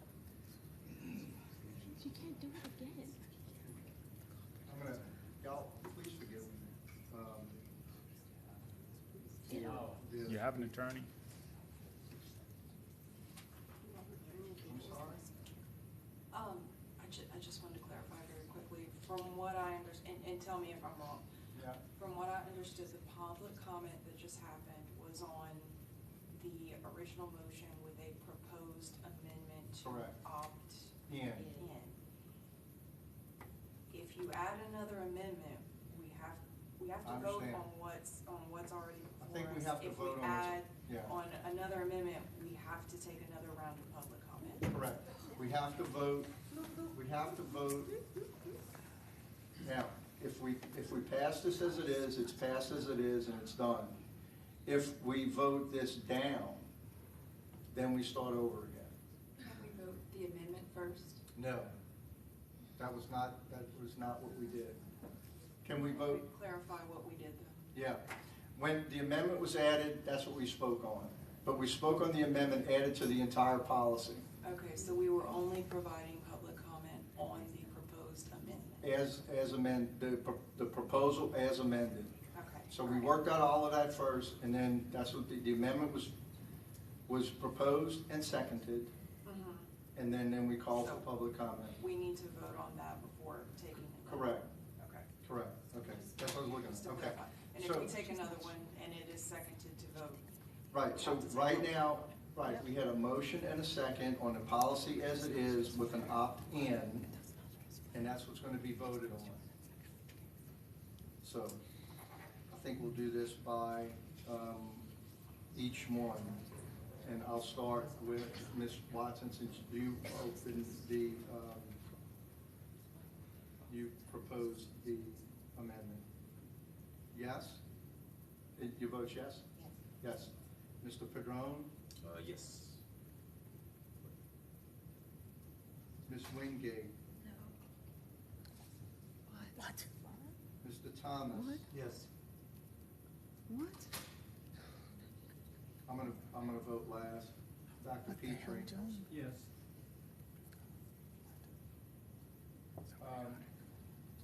Mr. Kelly? No. Ms. Armbruster? I need some clarification. Will we be able to make an amendment after this vote? No, this is the policy, this is the policy as it is with the amendment.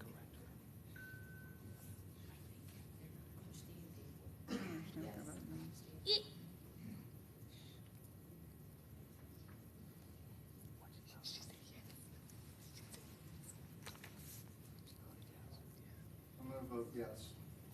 The motion is 6-2, it passes. Okay. We have another item on the agenda that we'll move to now. Hang on.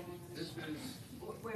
Wasn't that just the motion to amend no, the policy? no, it was not. We voted, we had a motion and a second on the entire policy with the amendment, as it was amended. When did we vote to actually enact the amendment? We- When Marquise motioned for the amendment, and then Okay. James seconded. If, let me, Ms. Beth, This was the vote. Ms. Then you had to actually Ms. vote Beck. on whether the policy with the amendment passes or not. Okay, well, let's. You vote to amend it, let's- then you vote to pass or Very break down good, the amendment. very good. Okay, well, let's do this again. No. Let's do this again. Thank you for the clarification. I apologize again. I know it's been a long night and this gets a little complicated. So the but opt-in we'll won, figure now we it need to out. see if the policy All right, passes. so, again, let's review, so we know what we're voting. I think it would just Yeah, be if you easier could, yeah, go ahead. if I did this. Okay. So the policy you had is written. Yes, Once you have a motion on the floor to amend, you have to vote whether to amend the original motion or not. right, Right, so you have to clear that vote. Okay, now we have a policy with an amendment that's there. And Correct. we've had public comment on the vote on that amendment. Now you have to actually vote whether to adopt the amended policy or not. And that also calls for another round of public comment. okay. So when did we vote to accept the amendment? You just did. Just You now. just did. Now, yes. This is it right now. Yeah, Okay, the well, vote we just took was on the proposed amendment to the policy. Well- Now we have the policy sitting with an amendment, and the board needs to decide whether to actually adopt that policy or not. When you say the amendment, do you mean the amendment that Ms. Watson made? to the- Yes. Okay, so I did not understand that that's what we were doing. Oh. All right, let's do it. The policy in its Yeah, I entirety, think- which is what it was said. Ms. Beth, and I'll speak to the board. That's so not right. And again, I wish I was a lawyer. Yeah. I apologize. I know, there was a lot going on and a little bit bit of confusion, so let's clarify. And thank you for helping with the rules, because I have my book. They already voted. It's helpful. All right, so the first thing is, we never voted on the amendment to accept it as part of the policy. Correct. The amendment is the opt-in. So that actually needs to be done first. We just did it. Okay. So the first thing up is the amendment to opt in. So let's do that. We just You did just it. voted on that already. It Yeah. passed. It passed. Right. I have video of it, actually. So again, what I stated was that You can't revote. we were voting on the whole thing in globo. No, he's So it was the lying. policy, and No, you didn't. ladies and gentlemen, I appreciate that you want to continue. If an error is made and we make an error, we want to fix it and we want to do it right. Ms. Beck corrected us. What I had stated was that we were voting on the entire thing all at once. This is when you have unqualified people That on the is board. not what happened. So that was incorrect. So I want to make sure the board members have an opportunity to vote strictly on the amendment. No, So you the didn't. amendment is to opt in, This is so and that's illegal. This is that's illegal. all. They already If we voted. keep the vote, now, we can do, because we have the ability to do it, is the whole policy as it is, with the amendment attached. But that kind of gets a little funny with the Robert's Rules of Order. You're supposed to vote on the amendment first. And we did. So You did. You did that. And it just passed. That's why you gave her the we opportunity need to vote first, on because you the said it was amendment. her amendment. Yup, you said it. He did say it was You her said it was amendment. her amendment, He knew and that's it. why you let her vote on it first. I have the video footage right here. Yeah. Tell me. Ladies and gentlemen, I'm going to call the order again. This is not time for public discussion. Ms. Beth, thank you for your clarification. Really incompetent. Thank you. I appreciate everybody's concern. And it is, and if we make an error, we want to correct the error. And so I think there was some confusion about who was voting on, what we were actually voting on. Ms. Beth, thank you for the clarification. We cannot vote on the entire thing all at once. There was an amendment that was voted, and that was opt-in. Okay, so the vote is to, do we accept the amendment to opt-in? Ms. Watson, you said yes. And again, we're not voting on the entirety of the policy, just the amendment only to opt in. That's all we're voting on, okay? So do I want to opt in? Do you want the opt-in amendment? Since you offered the amendment, then I would ask that you please vote first. Yes. Mr. Padron? Yes. Ms. Wingate? No. Mr. Thomas? Yes. Dr. Petrie? Yes.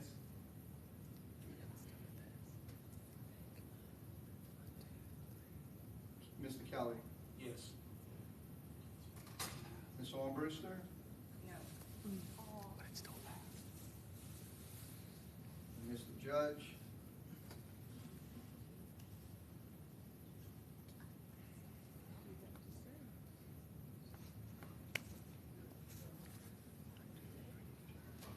I'm going to vote yes. Now, we have the entire policy as amended to vote on. We had a motion and a second on, now we need a motion and a second on the entire policy as amended with an opt-in. Yes. So I'm going to make a motion that, well, I'll let somebody else do it. I'll make a motion to approve this new policy with the opt-in, with the amended policy. I'm sorry, thank you. Who seconded? Mr. Kelly.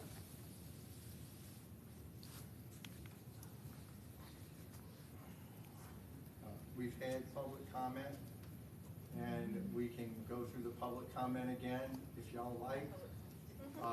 If y'all would like to comment on it. We kind of already did that, so I'll leave it, but again, I don't want to not let people speak if they wish to speak. I think. Yes. Yes. So parents, so what happens is that there is a child card, there is an adult card. The child card comes out the box, if you will, unrestricted. Parents have to tell the library, no, I want a restricted card for my child. And that restriction will go as the policy's written. That's how it works. So for those parents, for those parents that are concerned about their children being exposed, they simply opt into the restrictions, and their children have restricted access. For those parents that want their children to have full access, then they have full access automatically. So again, for those that want the restrictions on their children, then you simply opt into those restrictions. That's what we all talked about just now. We do have to allow public comment, again, on the entirety of the motion to pass. And so for those that would like to speak again, you may. Tara Fogelman? I'm just happy with y'all vote. I appreciate y'all time, and I didn't like what you put on the screen. Hope you learned your lesson. Thank you, ma'am, very much. Kara Chance? Kirk LeBlanc? I'm okay. Dr. Damon Cuddy?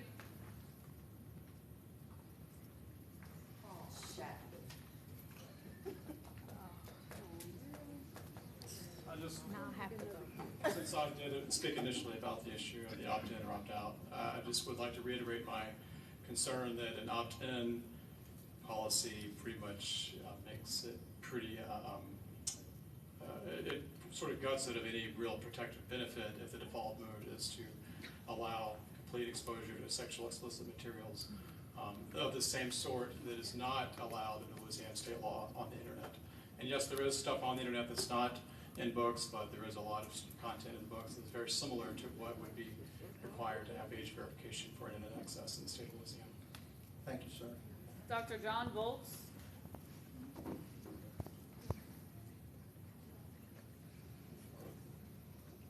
Leslie LeBlanc? Mariah Luzak? Anthony Luzak?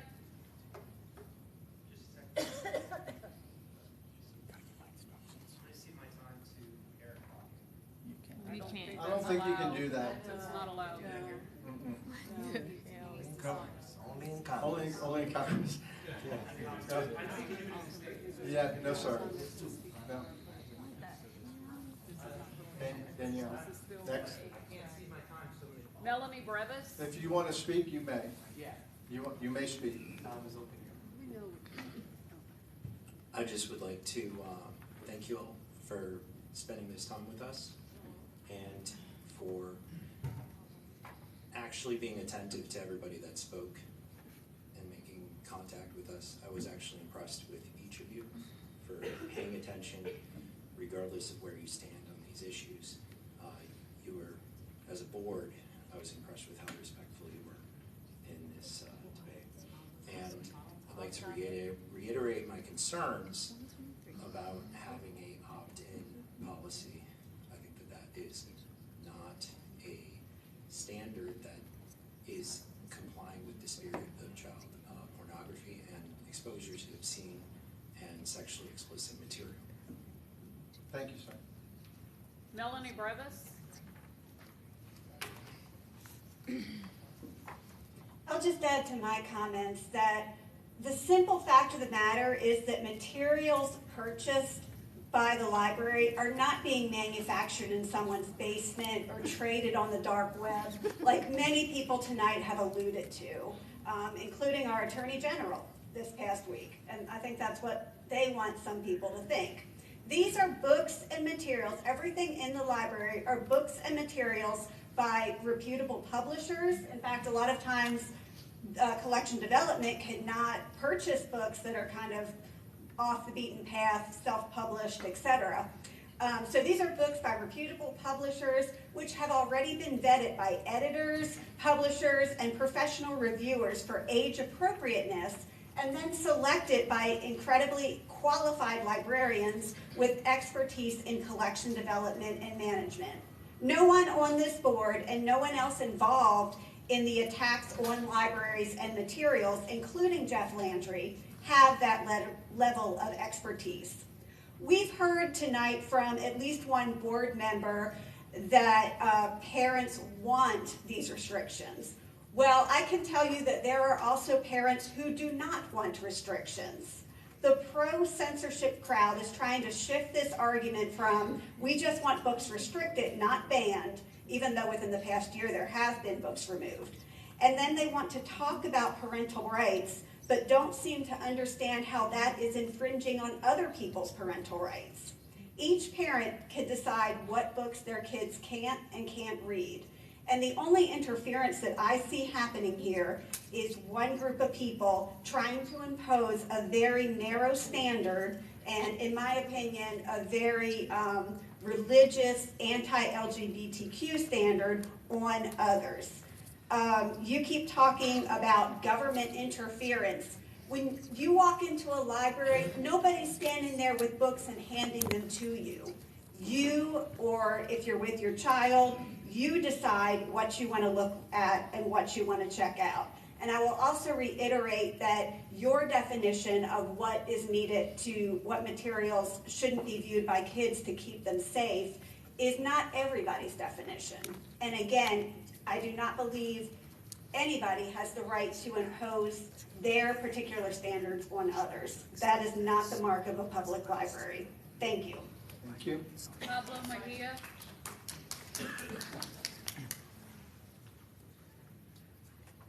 I want to thank you all for entertaining the discussion. Both sides here raised a lot of points. I can't say that I agree with all of them, but free speech, everyone has the right to give their opinion. I want to thank you all for looking at this. While I don't agree personally with the policies that you're choosing, I mean, it does seem like a reasonable compromise that gives the people that want to restrict what their children can do, it gives them an option to do that without adding a burden to the rest of us. And so, thank you, Ms. Watson, for proposing that amendment, and thank all of you who voted for it as a compromise that probably won't make everyone happy in here. It doesn't make me happy, but it's a compromise that accomplishes what people on that side want, and it doesn't impose burdens on everyone else. So it lets those people parent the way they want, and doesn't infringe on my parental rights and the rest of the people. So thank you all for that. Thank you for respecting my parental rights. I appreciate that. Thank you. Thank you, sir. Wayne Colvin.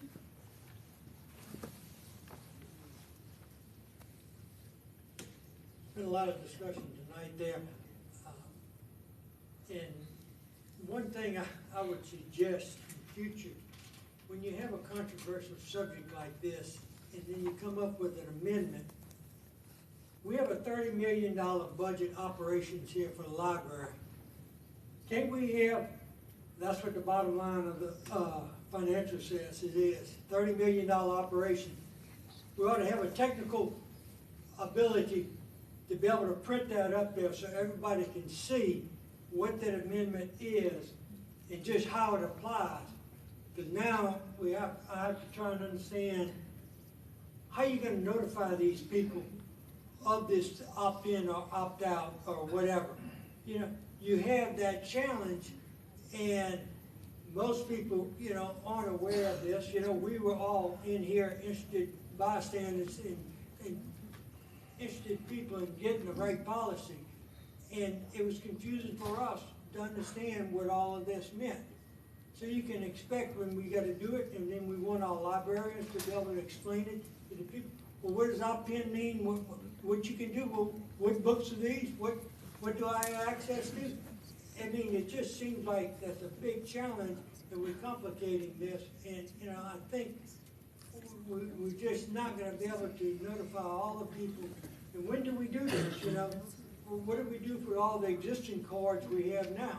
I mean, there's just so many ramifications from this. I think we've had a lot of complexities to it, and I think we could have handled it in a more abbreviated form, such that it just would have not burdened our librarians nor make it such that the people in the general public out there are aware of it and what all can go on from that. So I think we've got some challenges ahead, and I'd like to see how that's going to be implemented. And perhaps at the next meeting, y'all will have some policy to explain just how you expect to carry out this policy. Thank you. Thank you, sir. Anna Guillory?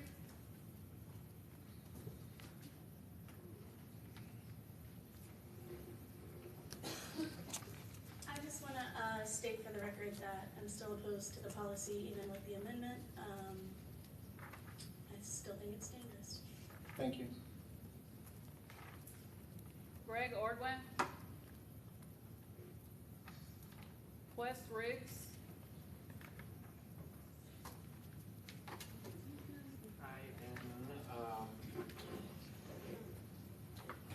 Yeah, I appreciate the desire for a compromise position that appeases folks who don't want their kids to say. I do want to point out that one issue that's very dear to my heart is the mental health and well-being of LGBT kids who, might have restrictive parents. And I think, the purpose of a public library, just like a purpose of a public school, is to provide a place where an individual, regardless of their age, is able to explore their individuality and their own interests. Not all parents are great parents, especially to LGBT people. We as a society should reckon with that and be attentive to that. I mean, I'm very respectful of parental rights and all, but LGBT kids have rights as well. And if they at least want to read these books in their libraries, in Lafayette libraries, then they should be free to do so. There's a mental health crisis in America in general. There's a drug crisis in America in general, and the lack of public services and public utilities, or the underfunding and the kind of conservative attacks on those services plays a real factor in people's well-being. I very much hope that y'all don't choose a opt-out policy because a lot of parents of LGBT kids wouldn't be attentive enough to these issues to go that extra mile to opt out of the system. And a kid is often fighting a bit of an uphill battle to come out to their parents and to build understanding with their parents. An opt-in system is a good compromise, but I do agree with Hannah that ultimately the direction of targeting LGBT literature is very dangerous. Thank you. Thank you. Robert Boyche Jr.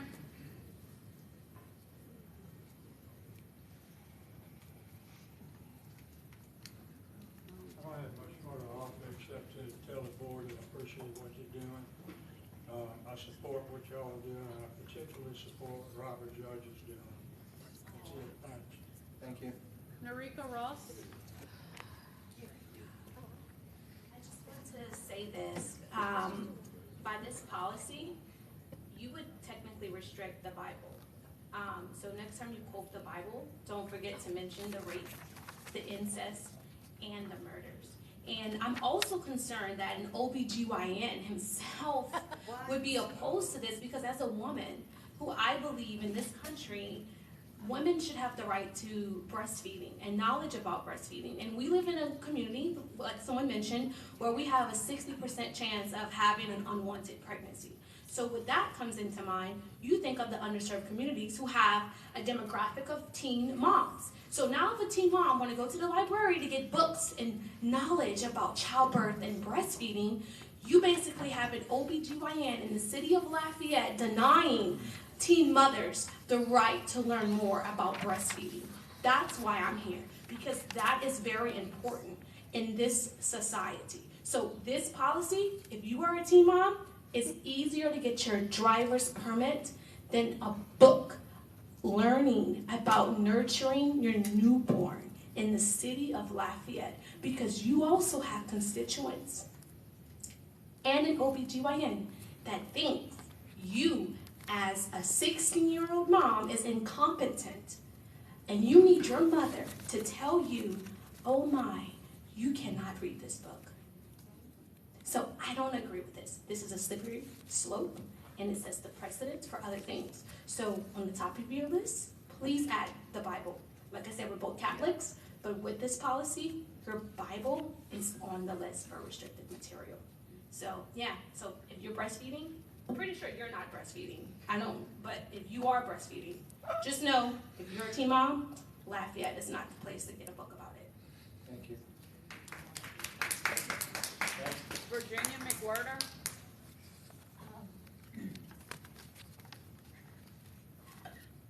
I think I'm going to get booed for this, but I am going to say it. I too am concerned about all the mental health issues that are going on. I too am concerned about teen pregnancies. I too am concerned about children who are not I don't even know all the letters, but I am not against them because I myself have a child. So I am not in any way prejudiced against it. But I just cannot help but believe that there has been such a devolution in this society of what the moral foundations and just what we can agree on just to be civil to each other in discussion for something as simple as a board meeting that has contributed to some of these concerns that many of you all are bringing up and talking about. So that's my generation, I guess, but I think it's some of it is very timeless issues and very fundamental issues of why we have some of these concerns going on. Thank you. Claire Delcom. Rob Judice. Oh, I'm sorry. Claire Delcom.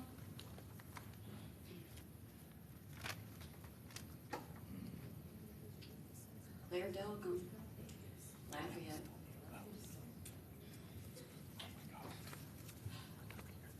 I want to tell you, I've worked with children most of my life and became an occupational therapist, and children were my specialty. Over my life, in education and in my observations, I have seen children as young as 3, boys young as 3, that you could not get out of the dress-up corner, and you know where they were going. I have watched children over long periods of time where you get an idea that they may be from the LBJQ group of people, and you see that process.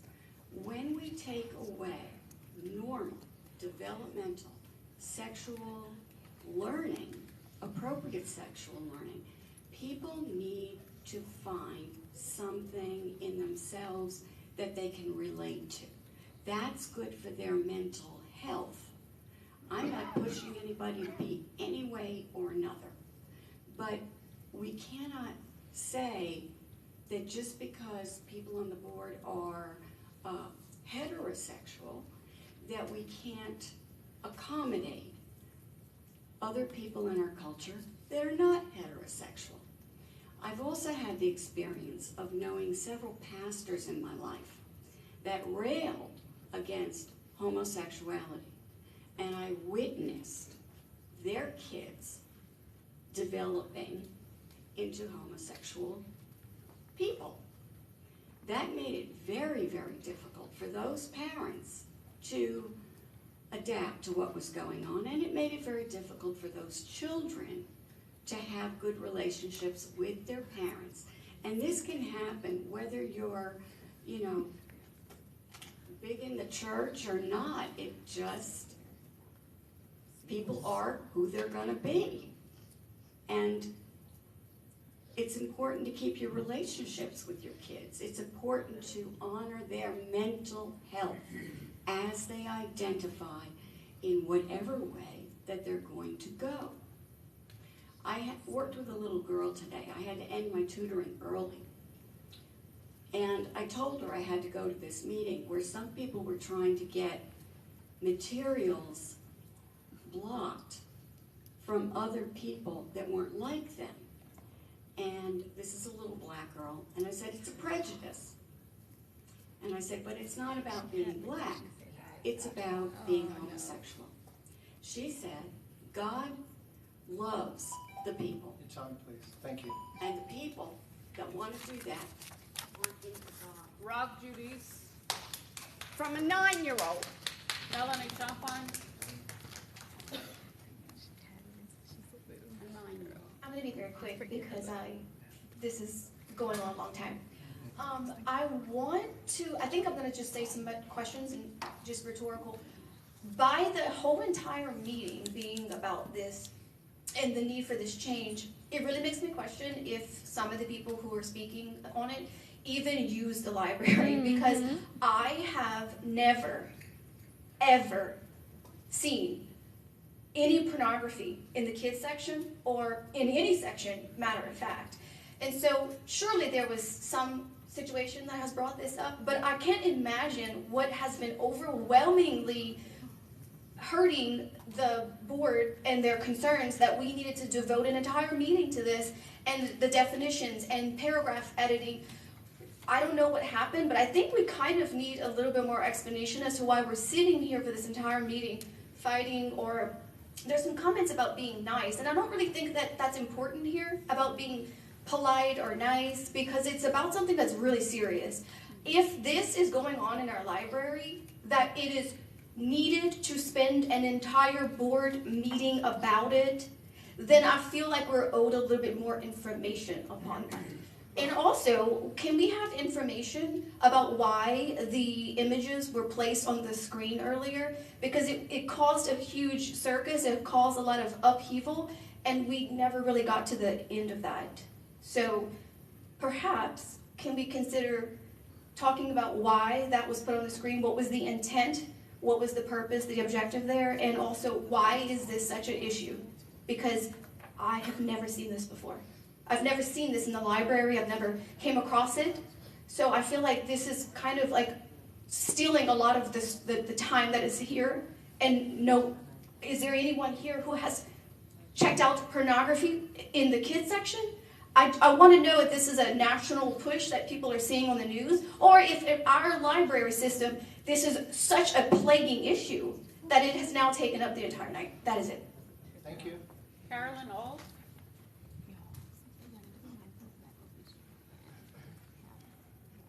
Hey there, I'll be quick. Just to touch on what I talked about earlier about comprehensive sex education. This has to do with prevention of sex abuse, which is a huge, huge problem. Most children who are sexually abused are abused by someone in their family or someone that the family knows. And one of the best ways to deter a child being sexually abused by somebody is for the parent or for them to be taught the accurate names for their body parts. A lot of parents don't know that they should be doing that, even with their young children, because when a child knows what their parts are actually called, this is the penis, vagina, it is a deterrent to someone who would harm that child sexually. I volunteered at Hearts of Hope, which is a place in town in Lafayette for sexually abused children. And when I tell you, I saw children there with their parents who were as young as 2 who had been sexually abused. I mean, this stuff is everywhere and it starts young. And one of the best things we can do, apart from being with our kids 24 hours a day, is give them the tools, to know this is not okay. You cannot touch me here. And if they tell the potential predator that they know what those body parts are called, they're not calling it some weird name, the person will more than likely stay away from them because they're more than likely to tell somebody because they know what this is called and they know you're not supposed to touch me here. So I think, again, slippery slope. Let's not talk about this stuff as if it's porn. It's not porn. It's educational materials. The librarians know this. And there is no porn in the children's section. Okay, it is a teaching tool. Thank you. Thank you. Matthew Mayer.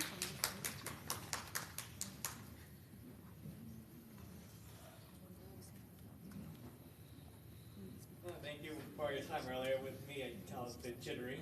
I'm not used to public talking. But I would like to say I would like to thank everyone for listening to me and giving some time to respect. And last time I was leaving off on the whole universal moral order idea. I wanted to explain first, which I forgot to mention, that I do sympathize with the librarians when it comes to having to make a consensus with parents, because I tried working as a teacher once and it's a nightmare. But I mean, at least when I was told, I could just tell that there's a lot of struggling when it comes to parenting and having to make a consensus. But what I wanted to address last time was the idea of the whole universal moral order thing. I want to address that there's also secondary moral, which is basically how you handle, like manners, for example, how we handle it. And I hope people haven't been confusing the two when it comes to secondary morals, how we do things, and primary morals, which is the nature of the act itself. And whenever you say you're not showing porn, well, the thing is that we're not addressing porn specifically. We're addressing sexually explicit material, which doesn't include pornography, but can include still sexual topics that's not appropriate yet for the age, at least to the conditions and the culture in general.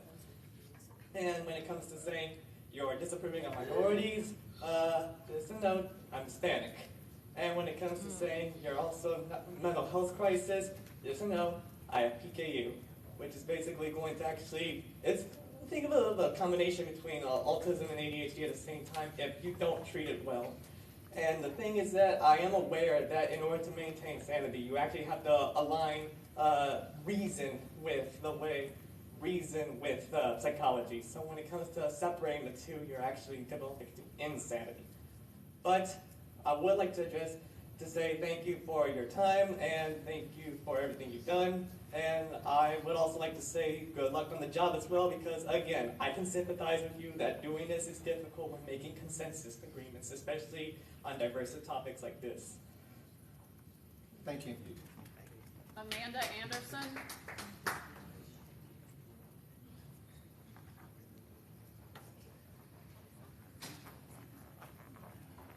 I just wanted to say that I oppose the amendment and believe there should be zero restrictions. Thank you. Lynette Mejia.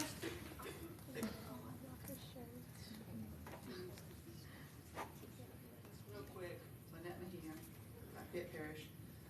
I just wanted to let y'all know, this is not a thing. This is a thing that was invented by politicians. The library's been here for 75 years. The library didn't go out and buy a bunch of books with sexually explicit material in it. The library didn't go out and buy a bunch of pornography last week. These books have been in the library for years and years.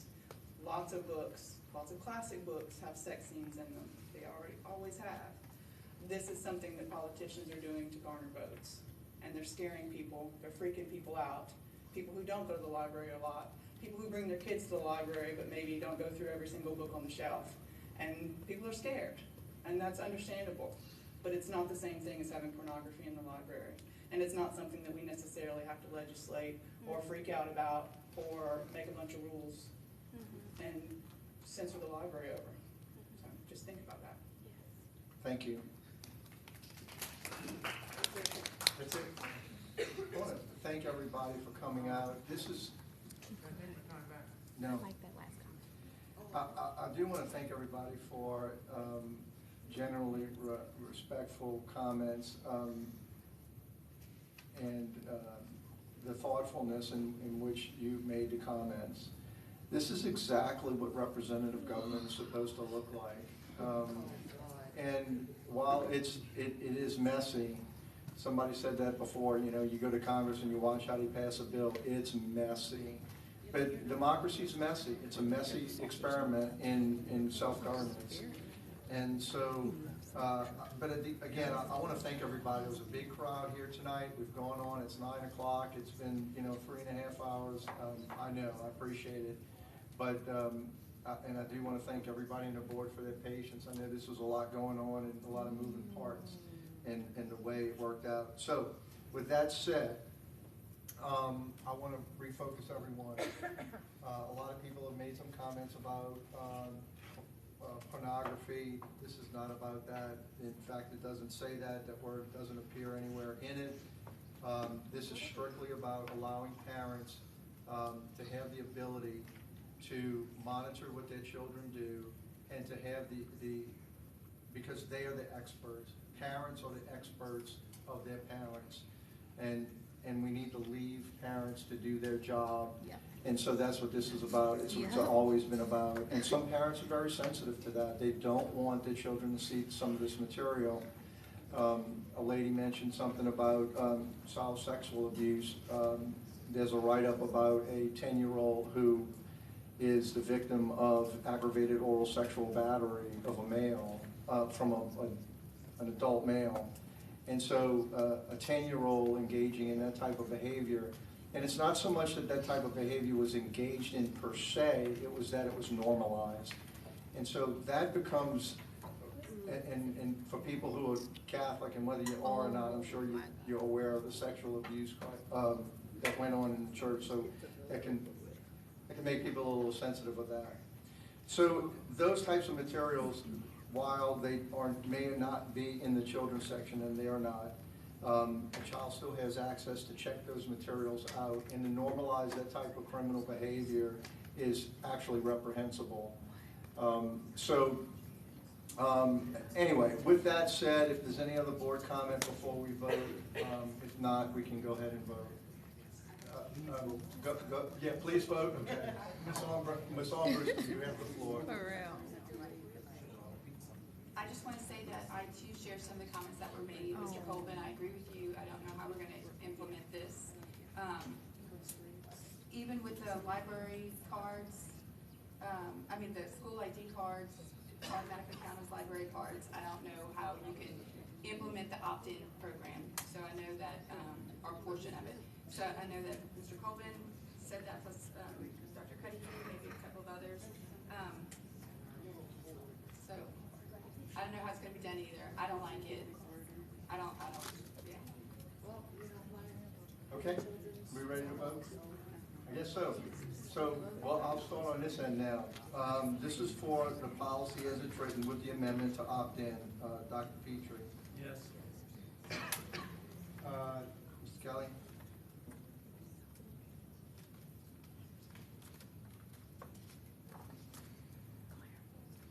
Yes.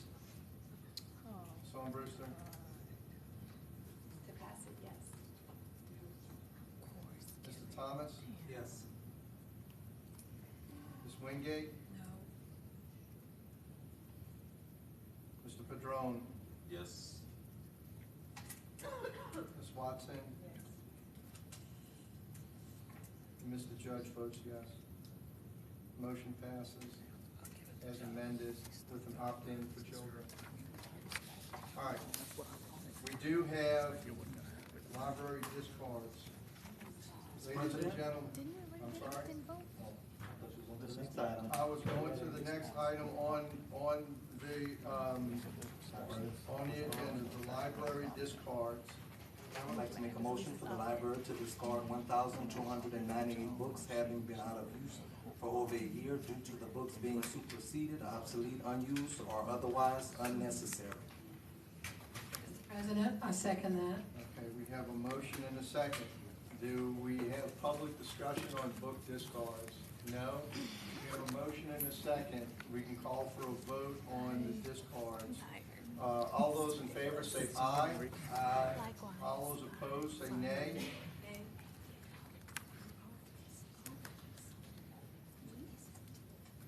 The motion passes. There is a discard policy. I'm gonna make a motion to adjourn the meeting and bring this up into the next meeting, and we'll put it on the agenda for next meeting. If you wanna take something off the Thank agenda, you. you gotta have a unanimous vote to do that. Okay, thank you for that reminder. If we're gonna take this off the, Yeah, if you're gonna change the agenda, you yeah, gotta. we have to have a unanimous vote. Add or subtract, very good.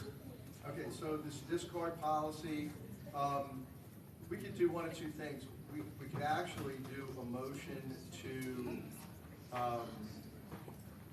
to postpone it. We could do let's do that. We're gonna do a motion to postpone that item until next meeting. We can do that. Second. Okay, we have a motion to postpone it, and we have a motion to second. All those in favor say aye. Aye. Okay, that motion passes. Announcements. Reminder that next, what? And then any nays? No? It passes. Okay. I want to go home. Okay, so we can go home. I'm moving. Announcements. Reminder that the next library board meeting will be Monday, March 20th of 2023. Reminder that yearly ethics training and sexual harassment must be completed by December 31st of 2023. Reminder that personal financial disclosure form due on or before May 15th of 2023. Comments from the public on any matter not on the agenda that is library related. And I have to emphasize library related. So if you have something that's regarding the library that's not on the agenda, we can entertain those. Lynette Mejia?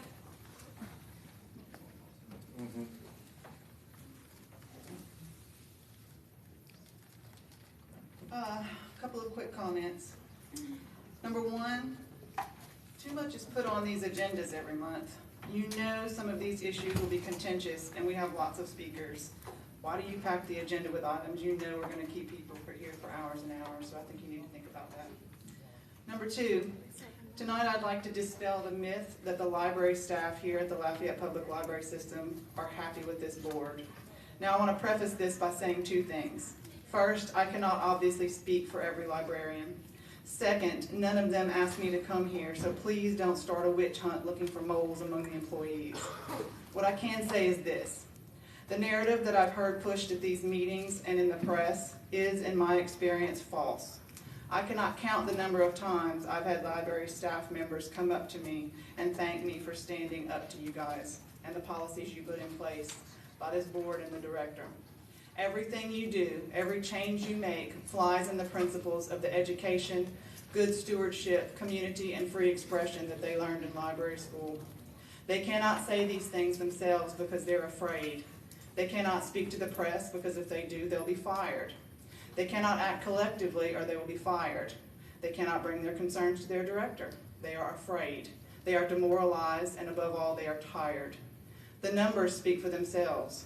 Staff continue to leave. Every great librarian suddenly, mysteriously finds a new opportunity somewhere else, or eligible for retirement decides suddenly to take it. In the last year, we've had a turnover of nearly half the staff, nearly 1/3 of the librarians. That's unprecedented, and it's not COVID, it's you. And no amount of silly awards is going to make up for that. Thank you. Thank you. Ella Arsenal?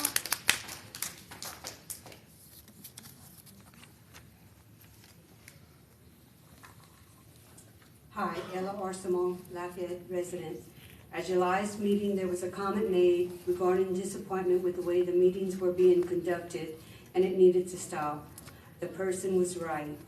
Meetings have been very disrespectful towards the board members, and this does need to stop. However, I'm very thankful that we still have volunteers who are willing to give of their time and energy to be a part of this board, even though they are constantly being personally attacked, criticized, belittled, badgered, threatened, and insulted.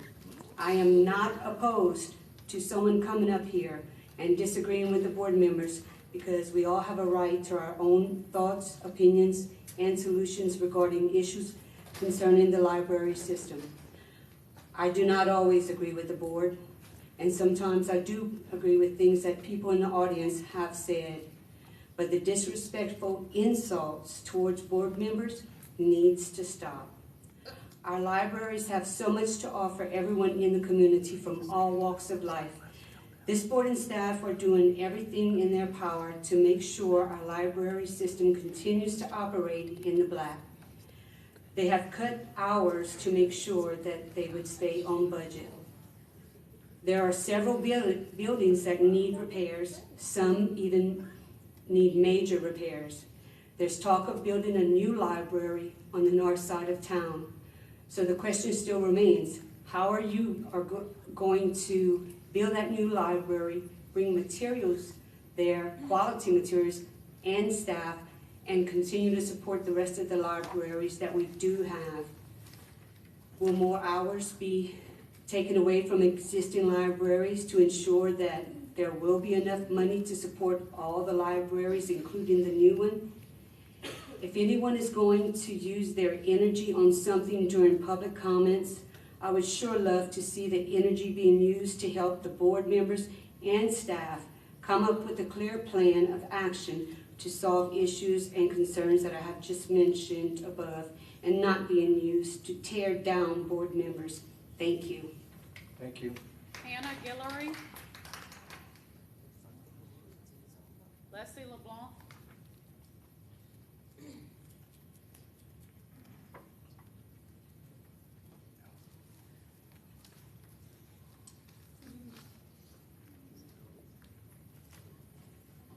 Hi, Leslie LeBlanc, Lafayette Parish.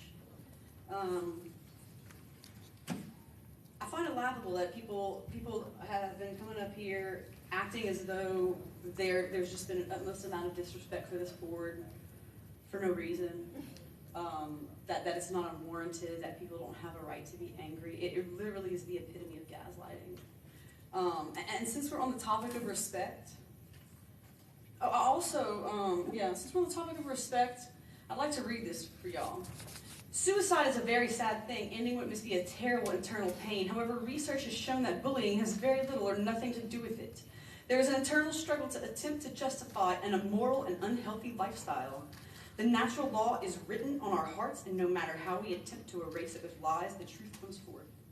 Affirming one in a lifestyle that is sinful is mean and cruel and not loving at all. And this was said by Robert Judge to a mother mourning the death of her queer child.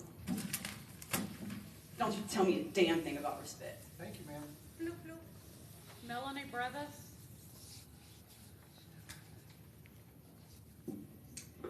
Melanie Brevis, Lafayette Parish, very much in order. It's my opinion that everyone sitting at the head tables has failed us, failed this community and this library system. All board members are complicit. With every vote you cast, every time you've stayed silent while poor and downright wrong decisions were being made, every time you compromised or gave a seat at the table to someone who doesn't even reside in this parish, has brought this library system to the cowed, financially struggling organization it is today. And for the few of you up there who I do believe are decent people, please don't say that you didn't think it would go this far, because we warned you multiple times. We warned you for 2 years and counting that certain people were dangerous individuals who do takeovers, not compromises, and no one listened. And not only did we warn you, we had evidence to back up what you were saying, or what we were saying. I am disappointed in the higher-ups who have not protected their staff, because if they had, we wouldn't see the mass resignations we've seen, or people publicly stating at past board meetings how low morale is at the library. I'm disappointed in policy changes supposedly to protect staff, but if that was truly the priority, you would be standing by one of your best employees, Kara Chance. Instead, you're standing by and letting nefarious actions go unchecked. You've treated library supporters like me and other people as people who are in the way, hysterics making your life more stressful, and that is just insulting. because we have done more than anyone in the past years to protect the library and defend materials. To legal counsel and the deputies, please remember that you are being paid by taxpayer dollars and your duty is to analyze every situation in a fair manner, not do the bidding of one person. What we are seeing in this parish is sadly part of a much larger trend. In Louisiana alone, we have an attorney general who hates sanctuary cities for immigrants, but seems to approve of them for hate groups and political operatives. We shouldn't have to relive all of McCarthyism or the demonizing of entire populations before we come out on the other side. We need to stop history from repeating itself as soon as we recognize the signs, and we are seeing the signs. For some of you, your answer to everything is to say it was a stunt, or was just the liberal media, or was just a few troublemakers, and that seems to be all you have in the way of arguments, and it doesn't hold water. We see through you now, and history will see through you 20 years from now. Good night and good luck. Thank you. Greg Ordwin. Rick Cainberg. Andrew Nash. Good evening. My name is Andrew Nash. I'm a student at UL, and I'm a Lafayette resident. Today I want to discuss the banning of Black History Month displays at public libraries. Library Director Danny Jelani's directive prohibiting book displays focused on specific populations led to the banning of Black History Month displays at our libraries. This is a backward step in equality and expressing minority groups in our country. We Americans should not shy away from our history, and our history is Black history. To disallow Black History Month displays is to attempt to stifle our history. Director Jelani calls this directive a push away from political issues. Yet banning Black History Month displays is not a political issue, and to call it thus is an attempt to justify the means of banning minority group displays, just as it has with LGBTQ displays last year. I see Black History Month as a social issue. This directive is a move away from supporting our multiple communities within Lafayette. And while not one of the topics today, I think this directive should be looked into and reconsidered. Thank you. Thank you. Absolutely.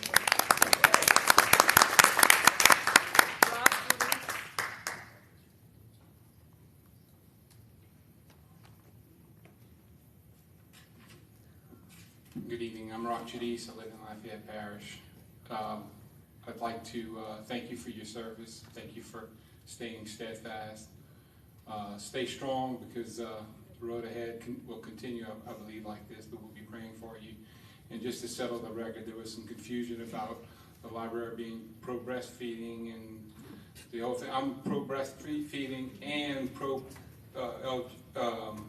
OBGYN. 9 kids, you gotta be both. So anyway, y'all have a great evening, and God bless you all. Thank you. Wayne Colvin. You till later. Catch you next time. Thank you. Earl Berry.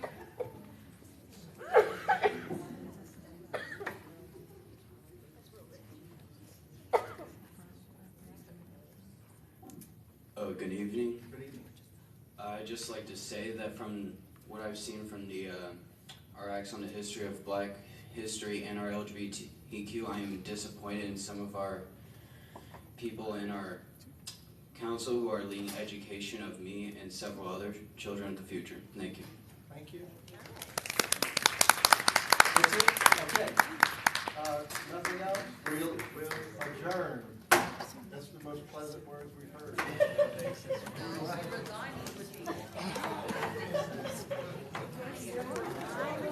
I'm gonna go think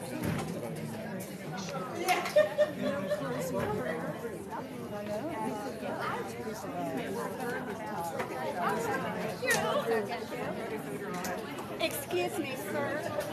Miss Christian Green.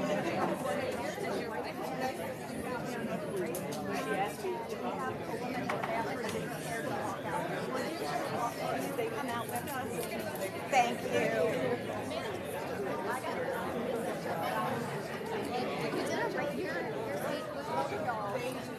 You too. Oh, I just, well, like, I want to say I agree with everything she said. I still want to know why we did not get an explanation of the blocked out sex cartoon.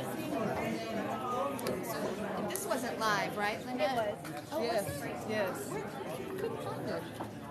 I tried to do a live and then I couldn't find it. I don't know how to do lives, I guess. I thought you could I find can't. her.